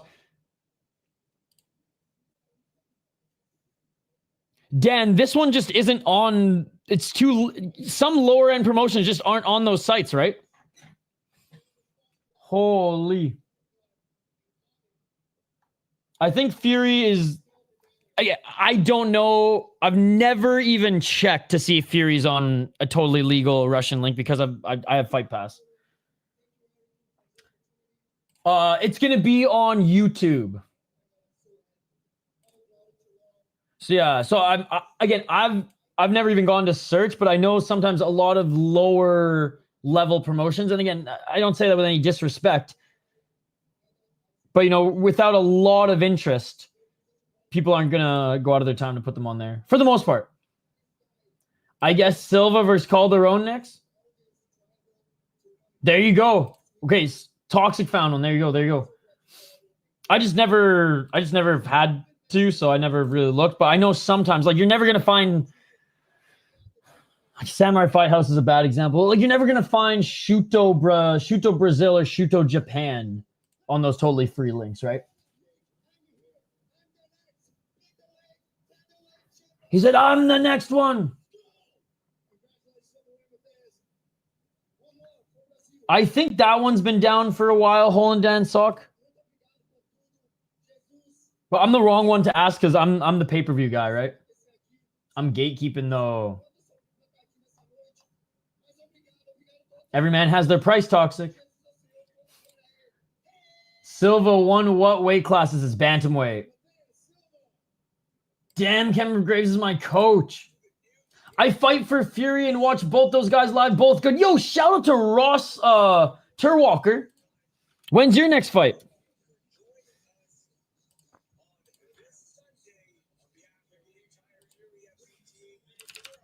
Yo, Ross, if you ever want to jump on the channel to promote your fight or for an interview or a podcast, it would be an honor to have you on, buddy. We love promoting regional fighters and getting to know the guys on the come up before you guys all dominate in the major organizations. But this is our boy Ross here in the chat, ladies and gentlemen. Still an amateur, but ripping it up. He's got a couple knockouts to his name. He's got an iron chin, cannot get knocked out. Can't wait to see you in your next fight, man. Are you doing another like Fury amateur series, or I guess a challenger series or whatever? Or are you making your pro debut coming up next? Bro, I got to rewatch. I'll Eddie Bravo it. All right, we are moving to YouTube now, guys. The fights are still on. We're moving to YouTube now. I have no idea what the order is for the postlims or anything, but we will take note as we go. All right, I'm just jumping on Fury FC's YouTube channel right now. Let's see if they got the stream up yet. I don't know why my YouTube app is bugging out hard right now. It might take a few minutes, guys, for them to get the stream back up. I mean, honestly, while their main one was going, they probably should have been setting this one up. But pro debut next. Let's go, man. Let's go. We'll be watching, buddy. We'll be watching for sure. We cover pretty much every Fury card, so. You see the head kick early for the AMI lightweight strap? No. Anthony Strap is going to be in the UFC one day. Okay, as we wait for the postlims to start on YouTube, let's recap this card. Let's go over some of the highlights. Hey, thank you so much, Ashraf, for joining. Strap is very good. Hell yeah, dude. In the chat here as well. Good to see you, Ross. We appreciate it. Appreciate you hanging out. And like I said, yeah, we love supporting you guys here on the channel. That's our jam. That's our jam. There's so many other big channels that just cover the UFC and things like that. And that's cool. That's cool. But I like covering it all, man. All right. Let's bring up Twitter here. Has Chris, who's been tweeting more of these? Has Kiosse been on it? Has Fight Pass been on it? Or has just Fury FC been tweeting most of them? Crazy 6+ hours of fights. AMI prelims always go crazy. Yeah, 23 fights were supposed to go down on this card. I don't think all of them are. I think there's like a couple cancellations. But we got some postlims here. Okay, Fury FC postlims are live.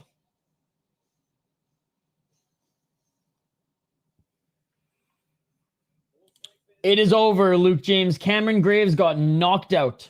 Cameron Graves got knocked out. The highlight hasn't been posted yet, but I will share with you. Okay, Fight Pass has them all here. Oh, Fight Pass actually only has the main card ones. Okay, sick. Most cancellations had replacement fighters. That is what I've seen. That is what I've seen. There was one on the main card that got canceled, though, for sure. Which one was it again? Oh, maybe I'm wrong, actually. Maybe I'm wrong. I didn't see this one. I didn't see Fathy El-Soni versus Willie Davis. Nor Anthony Strap versus Karimula, but that one is going to be on the postlims.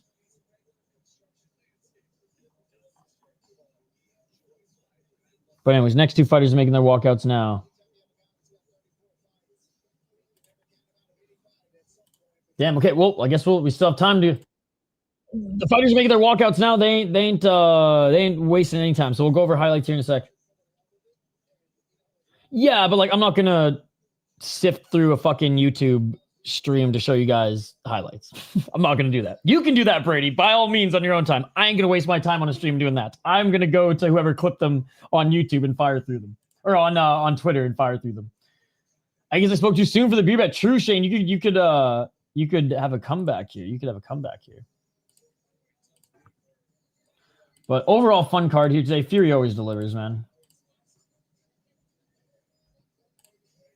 Yes, exactly. That's exactly that, Brady. Exactly that. We're speaking the same language. I don't know where we're off right now. Hey, let's go. Let's go. The Postlim live stream is on YouTube. That's not what I was looking for, Brady. That's not what I was looking for. Maybe that's the disconnect here. I was gonna recap all the finishes and all the highlights, the finishing highlights with you guys if there was some buffer time, but there is no buffer time. Both these fighters are already making their way to the cage right now. What the fuck even is this fight?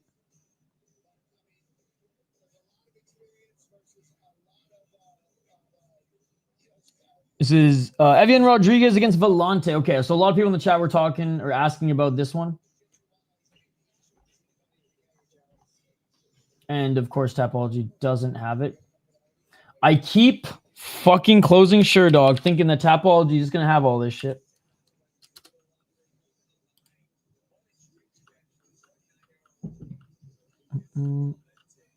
Oh, they showed it all in clips. Nice. Really? Damn, good on them. Okay, well, I'm sorry for doubting you, but let's be honest. Fury FC's YouTube channel, very easy to doubt. It's funny, I applied to work with Fury, but I think they thought that I was being a dick. Because like I applied to them and I was like, hey man, there's a lot of things you guys could be doing better on your YouTube channel to like your SEO and stuff like that. And I was just seeing if they were like hiring for anyone who was like wanted to like work on that stuff. And dude, let's just say the message I got back was not professional. And I was like, all right, well, I'm not even going to reply. All right, Lucas Vellante, 1-0 as a pro for the Golden Boy. His only win was against Dustin Smith in Fury Challenger Series.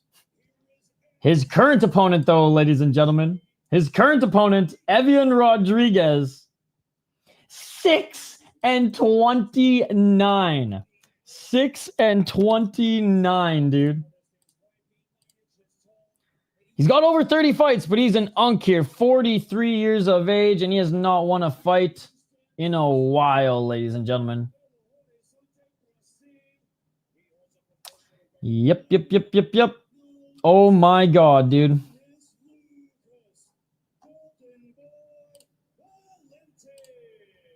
Yep. Wait, why isn't this working now? Sorry, guys, one sec. The only complaint about Sherdog is like I just wish they had like a head-to-head section. For some reason, it's not even working here. Whatever, we'll just bring this up. Round one, ladies and gentlemen. Let's get on already, Vellante, with the quick takedown.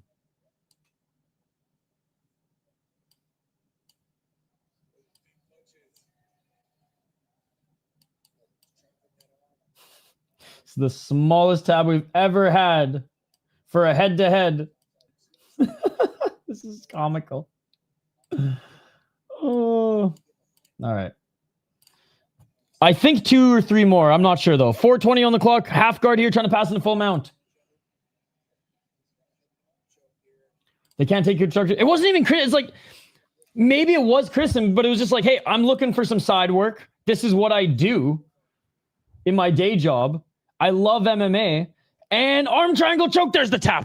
Just like that. Arm triangle choke. And he clearly felt a tap. But yeah, I think they're a very tight-knit group over at Fury FC, and they just didn't want to hear it at all. Which, hey, whatever. Fair enough, boys.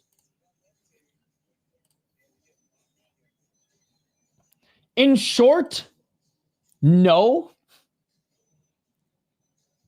In verbose, it wasn't professional. Like, I treated it like an application, right? I had a reference letter, I had a cover letter, I had references, I had the whole, and it was a small paragraph of no and explaining why they don't need any help. Not that they weren't taking on any work, but yeah. So I don't want to throw them under the bus any too much more than that, because I do support Fury. I love all the fighters there and everything. It just, A lot of people ask me, why don't you apply to like do work with MMA organizations? Like, I try, man. I try. Exactly what I expected. Yep. I watched some of it, Sam Apple. I watched some of it. YouTube. No. What season? I've only seen the first 2 seasons. Well, thank you for that, Brady. Thank you for that. And sorry for doubting you. I'll never doubt you again. Especially with frigging Kyle in your profile picture. And why would I ever doubt you?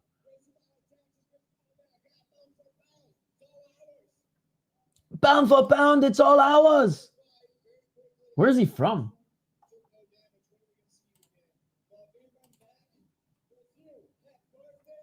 Oh, he's from Brazil. Okay. I was like, is he French? At first, I was like, what the hell? Is he fucking from Quebec? Hey, I like the call out. Or I like the mic work. How's it going, by the way, Achromatic? It's good to see you. Well, Shane, shouldn't have gone head-to-head in that one, but that's okay. All right, I think this is the only other fight. Anthony Strap, Dolet, Karimula. And that one is on Tapology.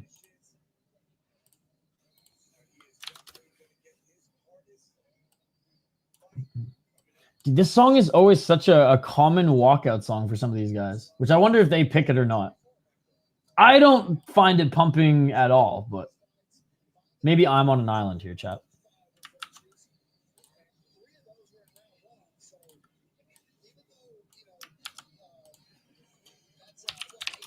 But I'm not the biggest Jay-Z guy, so maybe that's why.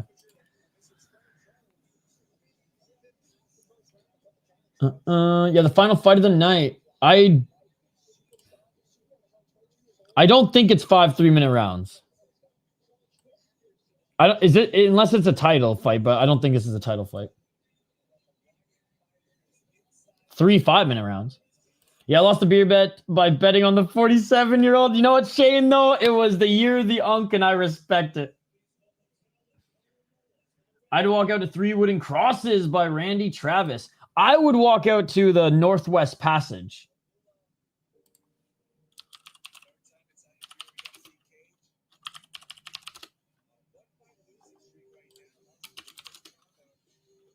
I'd walk out to a little fucking Stanny Rogers, baby.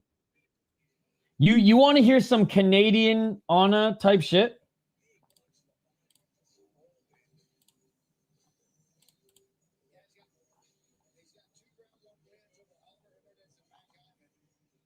It does not say it's a title fight for you. This is not a title fight. Alexander, this is not a title fight. This is the last fight right here. We're on the postlims right now, buddy. We already had the main event. We're on the postlims. I'd change my walkout song every time. I'm not superstitious, so I probably would too. I'd walk out to a little Stanny Rogers. This is the most Canadiana shit you're going to hear in a long time.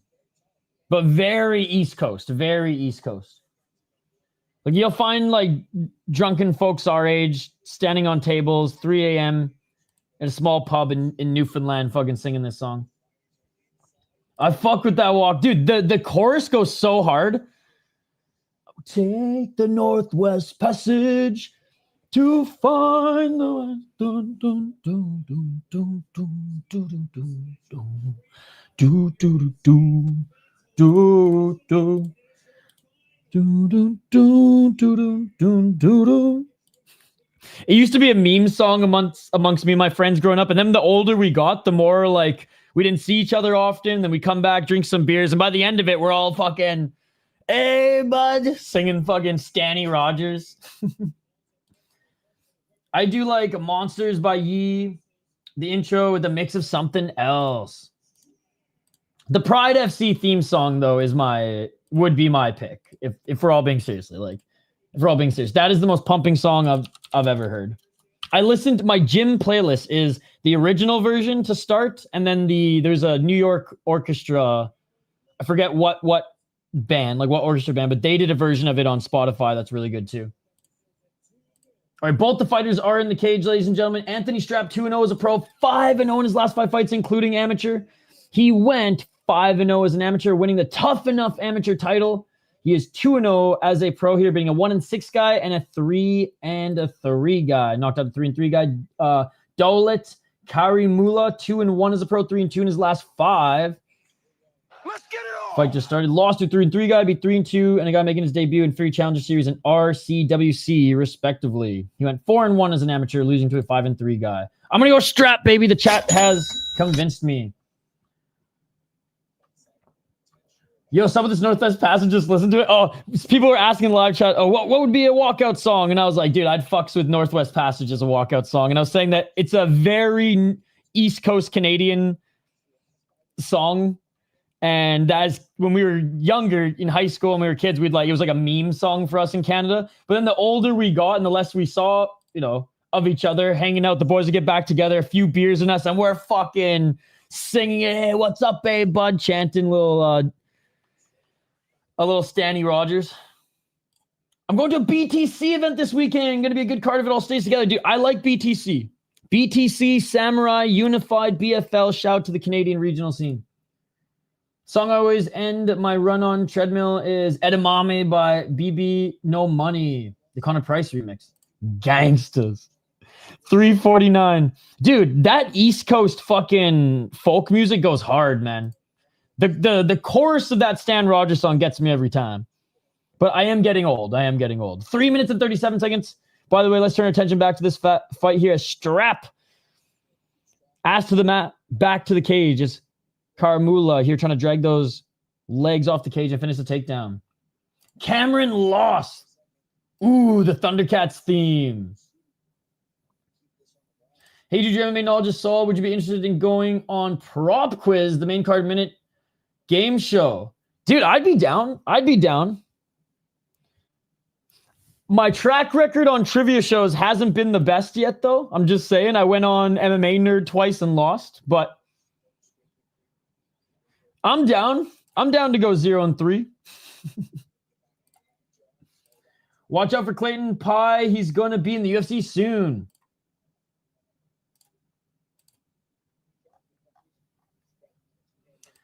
Dude, Nikolay absolutely destroyed his opponent. Well, we're going to go over the whole card soon here, Noah, so maybe save who won this fight, who won that fight, until the end of this fight, because we're going to go over all the highlights. Powerful hands, good wrestling, but yeah. And I'll get him teed up here. Don't you worry, buddy. I used to listen to the original, but the remix is great too. Do that trash-ass Grant Dawson Pirate Walkout song. Actually, you know what? No, if you do have any more questions, you can ask. And you should, because now we got a freaking boring clinch fest. So I spoke too soon. Still clinching right here. Yo, where's the ref at? I've been spoiled all weekend watching Japanese mixed martial arts, and the refs actually... See, dude, this fight's so boring that the camera went to the commentators. Karamula with the underhooks and refs just refusing to separate this. Hell yeah. Yo, main card minutes, good shit, by the way. Finally, the ref separate. He's been an OG subscriber to this channel as well. 125. Japanese refs are so passionate. Yeah, Rapunzel last night, we were calling him Big Ponytail. We were calling him Rapunzel and Deep. Cameron can go to the ring girls at this point. I'd rather that, to be honest. I love how respectful the Japanese crowds are too. Yes, dude. And they do, like, when their fighter wins, they sound like the French crowd. But when the fight's going on, it's very different. Like, I like the French crowd too, like we saw in UFC Paris. That shit was awesome. But there's something cool about, like, when a technique is pulled off properly, the Japanese, like, even a pass from guard, yeah, and then big elbows, yeah. It's cool. And it's very much my jam, as you guys know. 41 seconds on the clock here, and there's the takedown by Karamula. Karamula might win without doing any damage in this round. Oh, into full mount here. Can Karamula do some damage here at 30 seconds? Karamula with the right hand. Trying to roll out of it is Strap. Karamula with the right hook in.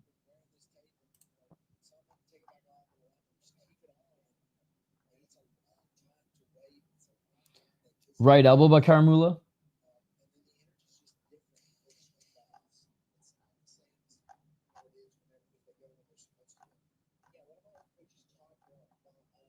All right, I got all the highlights from earlier on the show teed up. Whole different vibe. The Chinese crowd also, yep, no, they were great too. They were great too.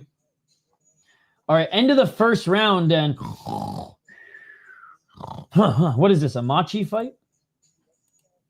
That Machi fight last night fucking sucked, I have to say. I'm like one of the more respectful guys on this platform when it comes to being critical to fighters in the fights. I ain't no Hank the Tank, I'll tell you that much. You called Hoofy a piece of shit yesterday. I don't give a fuck if the decision's rigged! But I will say, that was Carla versus Rose 2/3.0. It was awful.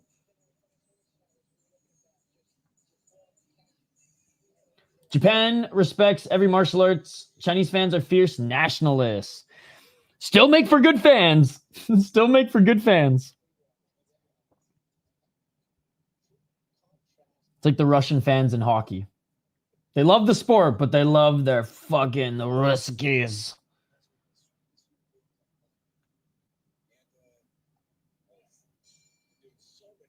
All right, round 2, ladies and gentlemen. But that's a good point. Regardless, the crowd was awesome, especially for the road to UFC fights. That's what I covered in the morning and first noticed it. Road to UFC fights a lot earlier in the day, right? And the crowds were still packed. Okay, no. I will say fair, but like I think with the Brazil crowds, it's different because the Chinese crowds aren't throwing shit at their own fighter when they lose, and aren't walking out of the arena when Shogun and or fucking like going to get beers when Shogun's addressing them, and or leaving the arena when Teixeira loses. I would say Brazilian soccer fans and Brazilian MMA fans are just in their own category. See, I disagree. They're not ass. They're passionate, but they're in their own I mean, maybe they're like they're dicks. Don't get me wrong, but like from the way that we're talking about, like they're passionate, they're loud, but they'll also like cut the head of the ref off in a soccer game. You know, they're like in their own crowd. I don't think there's any comparable crowd to Brazil. We're like, there's some comparable crowds to the Japanese one, but like Brazil is its own fucked up. Dude, there have been more murders of refs in Brazilian soccer than any other nation. Enough said. The only people that actually train are respectful because they know the adversity's fighter go through. Yeah, dude, I hate when people fucking yell these guys are idiots, or all those people, oh, he broke my parlay, fuck this guy. It's like, well, fuck you, man. Like, I don't know. That shit pisses me off. You can be disappointed 100%, but like, I don't know. It's just so disrespectful. These guys put literally their lives on the line for our entertainment. Most of the time. Not in this one. Karamula ain't putting his life on the line in this one. I'll tell you that much, but yeah. But having said all that matchy fight last night fucking sucks. Don't waste your time watching it. Yeah, but Pantoja begging them to stay was nasty work. They're just a different breed, those Brazilian fans. Passionate, violent, but not respectful. Except for our boy Paulo in the live chat. I don't know if Paulo's still here. He's good shit. 2 minutes and 19 seconds. So have heard Robot Chicken Wings, but the girls, the food outweigh it all. I'd live in that dump if I got to eat Brazilian food and hang out with and go dancing with those chicks every night. I'll tell you that much. 2 minutes.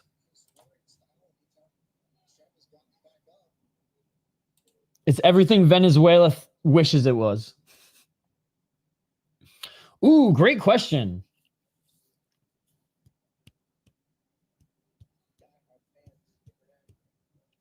It's probably a cop-out, but fucking love mortadella.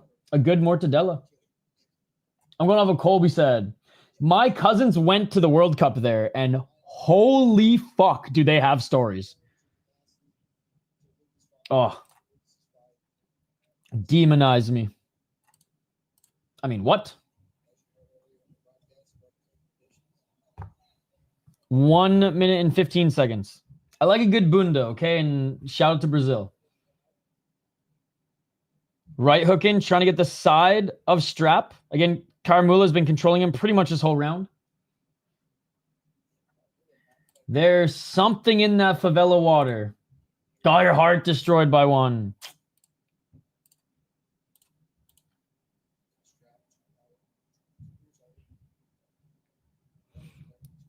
In textbook Canadian comic style story, I dated a Toronto Maple Leafs fan, and that was the one that got away. And I will never, I hated the Maple Leafs before, and it just solidified that, like, I will never date another Maple Leafs fan again. Like, I don't care if she's the hottest, coolest, richest chick on the planet. Never again. Never again. Full mount here by Karamula, but too little too late. 10 seconds remaining in round 2. Not even landing much. Okay, there's one elbow. Of the opposite, I keep going back. All right, and that is it. Brazilians would probably keep me coming back like a magnet. I'm not going to lie. All right. Third and final round, ladies and gentlemen. God, I almost wish that there was one more post-them, because this ain't ending the night on a high. We'll go through highlights before we wrap up, guys, and we'll end the night on a high. The Rodney Spears Jesus fight was so weird. I felt like Rodney was way better, but he didn't do anything at all. This John Fitch style isn't cutting it. Dude, I'd rather watch John Fitch than this guy fight.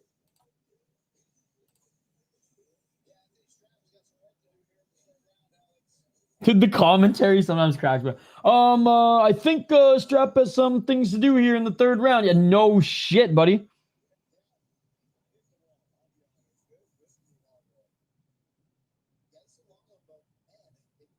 Again, the commentary now complaining about how long this show is. Man, be happy to be there, man. There's people who want your job.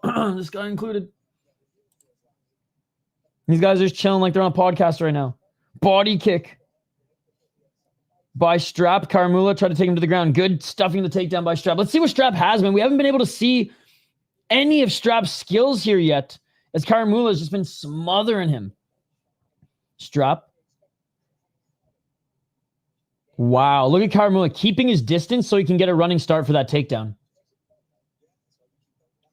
Strap swinging and miss with that right hand, and there's the body lock. Karamula takes him to the ground.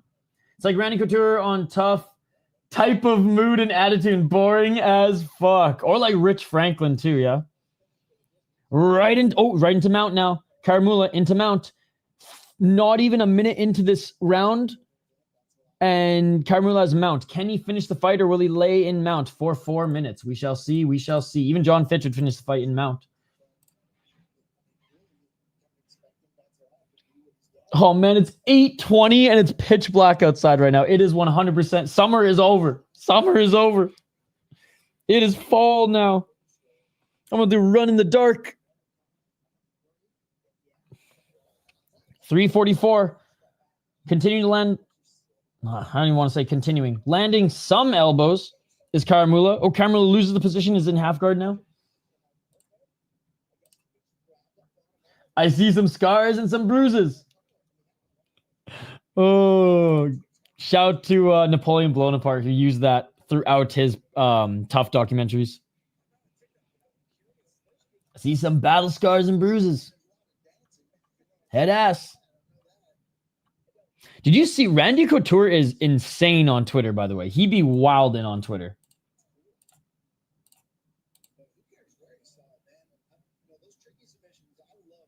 Left elbow by Karamula.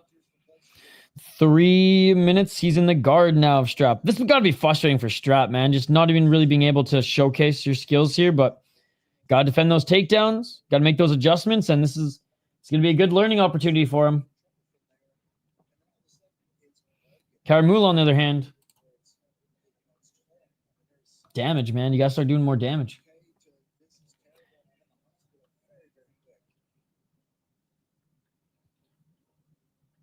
No, he's actually pretty good. He's actually pretty good.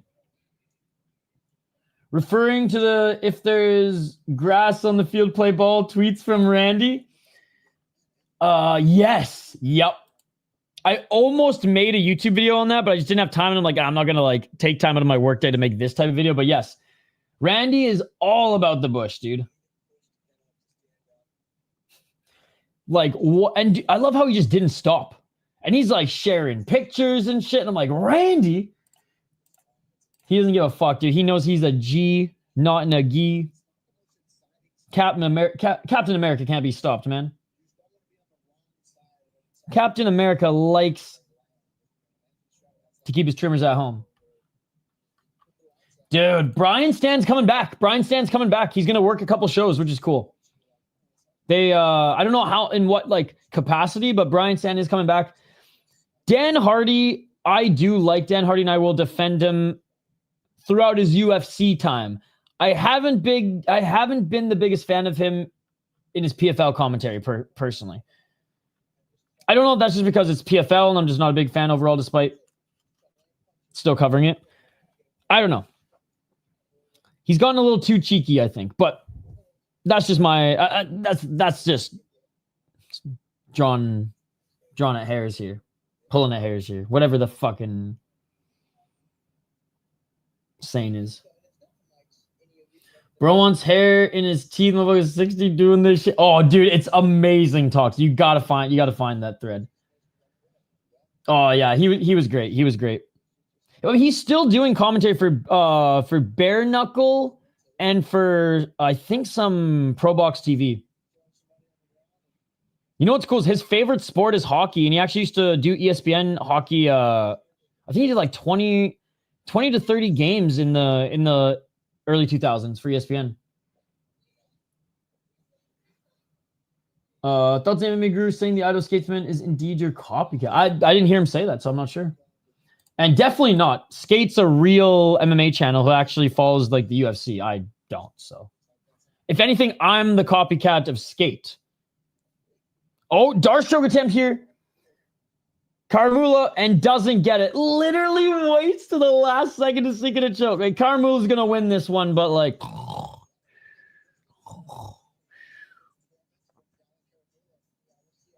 Some Twitter parlay guys, Gene Silva moneyline to win on a parlay for $50 bet. Okay, cool. What's up, Haymaker? Toxic, his career is all over. Look at the finish it. It is all over. I should have picked Karmula and not the 47-year-old Onk. Is this the first time you're like regretting a pick, Shane? I've regretted two cards where I've actually like kept me up at night. Only for about an hour, but still. I wish his career was a here we go. Oh, dude. Hank loves the MMA Guru. Hank loves the MMA Guru more than the MMA Guru's mom loves the MMA Guru. I don't care that much. Hey, have a good one, Haymaker. All right, let's react. Let's react to some of these great highlights here, ladies and gentlemen. We know who wins this one. Like Karmula is going to win this one, guys. And I'm pretty sure this is the last post-them. All right, Chris, what do we got here?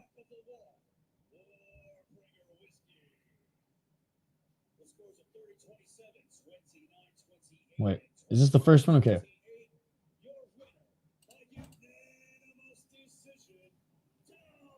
No way, dude. Yeah. He won.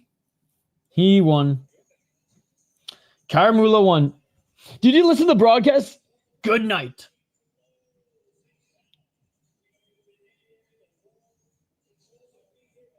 All right, that's it, ladies and gentlemen. That's it.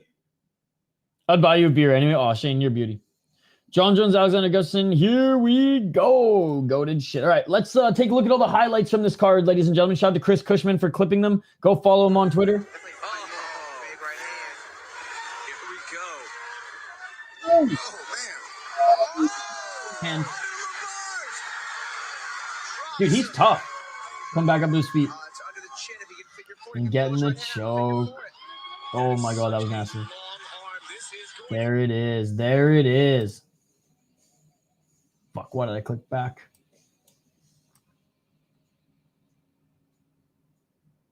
Where's the next one? Okay, so this is the next one.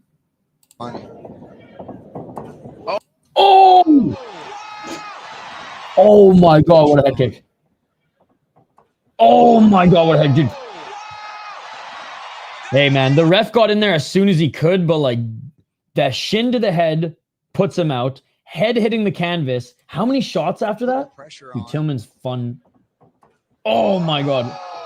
Dude, holy shit, dude. That was brutal.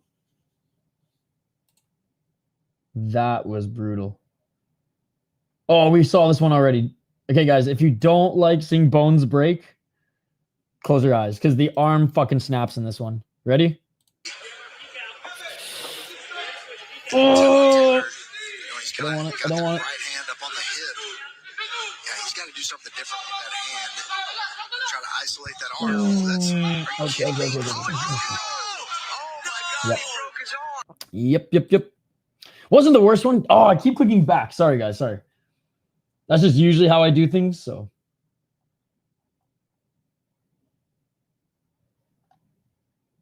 Oh, and Tillman's the new amateur lightweight champ, I should say. Oh, that one, nasty. Nasty. Okay, so this was Cup versus Hutton. Whenever I see the name Hutton, there was a college defenseman who the Vancouver Canucks, I remember, just took a random shot on, and he got almost like 40 points his first season. That was like never the same. The old Ben Hutton. I think he won a cup with the fucking Vegas for the next one. It was Fred Flintstone's ass motherfucker. Happy to be in there. Dude, I love the Fred Flintstone shorts. That's hilarious. Split the difference between, you know, defending Oh, this is the 50-year-old. and also staying active. This is the 50-year-old, right? Was after George Foreman passed away, Patrick Hutton was here. Yeah, dude, this guy's 50 years old. 50 years old. This is the definition of unk right here. 50 years of age. That's being super active in his ground. And he's like, what else do I have to do? What else do I have to do? Shots. And there's the 2K Yeah. there for Pat Hutton. And he's on a 2-fight win streak. 50 years of age. And he's on a win streak right now. 2-fight win streak. 6-12, 50 years old. All right, so this was Drake Lopez. Oh, there's so many amateur fights or so many prelim fights. Probably not getting it back. This one does look like it's a good bite. I just can't, Yeah, dude, I don't get it. His hands to adjust early on. Oh, That wasn't that bad of a break. Gotta watch this arm bar, though. 40 guys 0-6. Dude, but at 50, I don't care what guy you fight. You're 50 years of age. Probably not getting it back. This one does look like it's a good bite.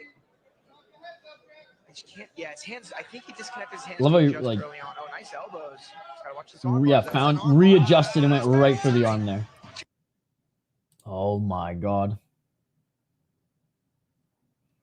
Dude, you're fighting pro at 50. I don't care if you fight 0-6 guy or 0-25. That's still completely fucked. All right, I think we got the rest of them here. Hold up. Last thing I'm going to do here. Shout out to Chris Cushman. Follow him on Twitter at WCK252660. That ain't my phone number. That's Chris Cushman's Twitter handle. He did dominate, by the way. He did dominate. All right, so this was a first round TKO here. Cut behind his head. Again, Dumar Roya, can. Fury FC certified sponsored can for these guys to crush. Poor guy. He's lost 3 or 4 times in the last 3 or 4 months. Poor guy. Poor guy. First round finish. He's not a smart guy. He's a poor guy. He's a poor guy. The next one here, and dude, this girl looked a whole weight class. Banana Anna looked so much bigger and broke Lydia pretty quickly in this one. Get on the same side you're trying to choke on. Yeah, dude, and he lost right after the Mike Blockus loss. That's tight. Real test is him versus Crazy Horse or Jay Ellis. Dumar must need the money. His fights have been making me so sad. I know, dude. And that's what's just sad about it. He's booked for October 16th, and he fought freaking Mike Blockus 3 weeks ago. And he fought in May. He lost in May. He fought Blockus 2 weeks ago, and he's fighting, in a month again here.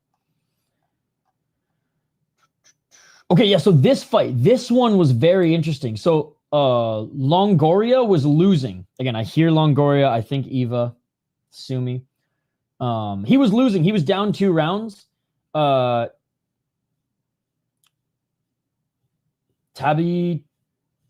that was in Tabbytite. He got the better of him in the striking. He got the better of him in the grappling. But too little too late here, man. Too little too late here. Oh, they don't show the whole thing. Okay, so what happened? Oh, that sucks. They don't show the whole thing. So what happened was Longoria dropped him, okay? Longoria dropped him.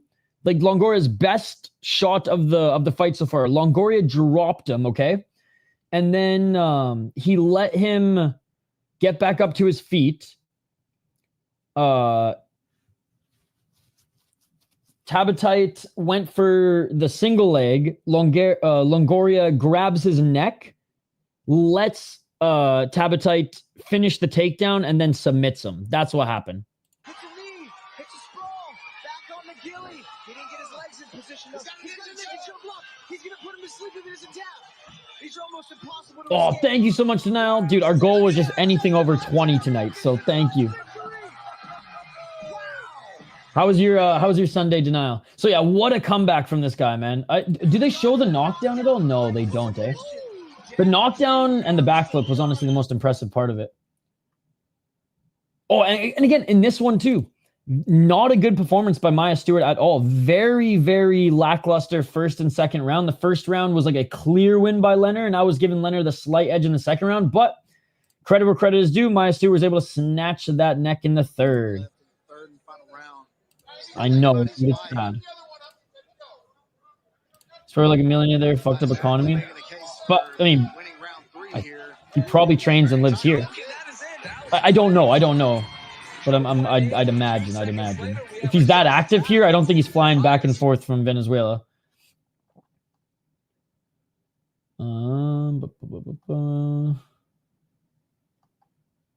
Oh, yeah, it's a lot of blood there. Dude, this fight was insane. This fight was fucking insane, dude. Datsilaev is very good, but Kiosse is the NASA champion right now. He's a monster. He's an absolute monster, dude. Oh! Kiosse is loading these shots. What a fight, though. What a fight. I don't know when he knocks him down. This is just a highlight of the fight. Here's the finish. Oops.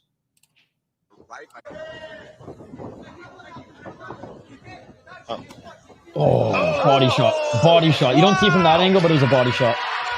Out of nowhere. Oh, wow. Kiosse. No, but I think it was... Yeah, right to the body right there. Holds him.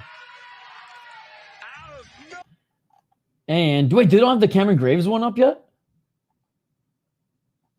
Okay, here it is. I was gonna say. And this was the biggest upset of the card. The biggest upset of the card. Silva comes in on short notice and knocks out Cameron Graves. My jaw was to the fucking floor. Not even a minute in. My jaw was to the fucking floor, ladies and gentlemen. Like, rewind the tape. You can see. Oh. Unreal, man. Unreal. I mean, I gotta retweet this shit.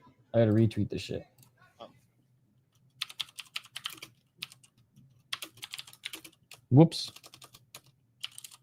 Oh my god, you guys can see how bad I am at typing.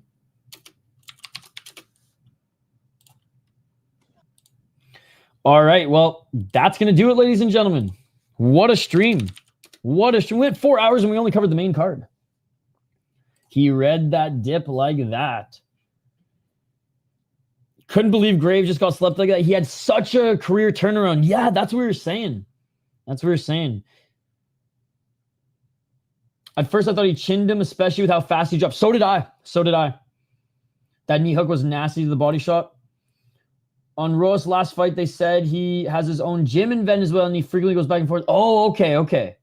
Damn. Well, dude, that's crazy that with like the travel can't help your longevity either. Hey, always, buddy. Always.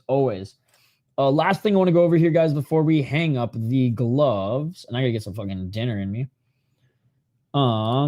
Just some quick housekeeping notes. Tomorrow, I will have bright and early the the Dana White Contender Series highlight package. You guys have been loving this highlight package that I've been posting every week.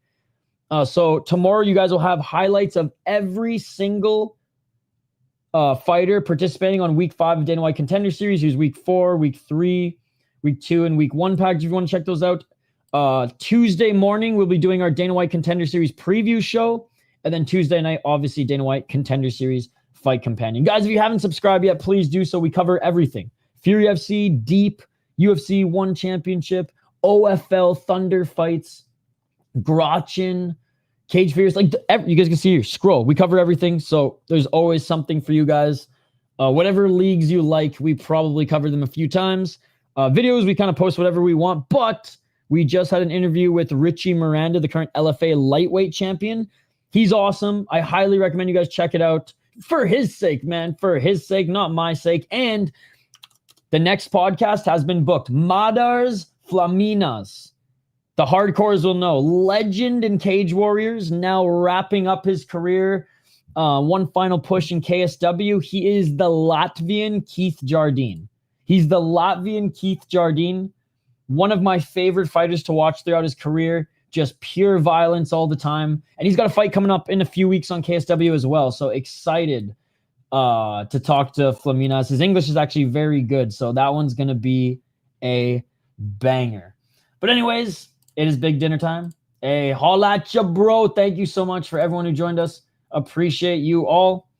What do you think about Tommy on Dana White Contender Series? We'll get that on Dana White Contender Series. We'll get to that on Dana White Contender Series because my boy Steve Asplin's going to be there as well. Not a high confidence underdog pick, but I fucking love you, Steve. Let's go. Thomas of Texas.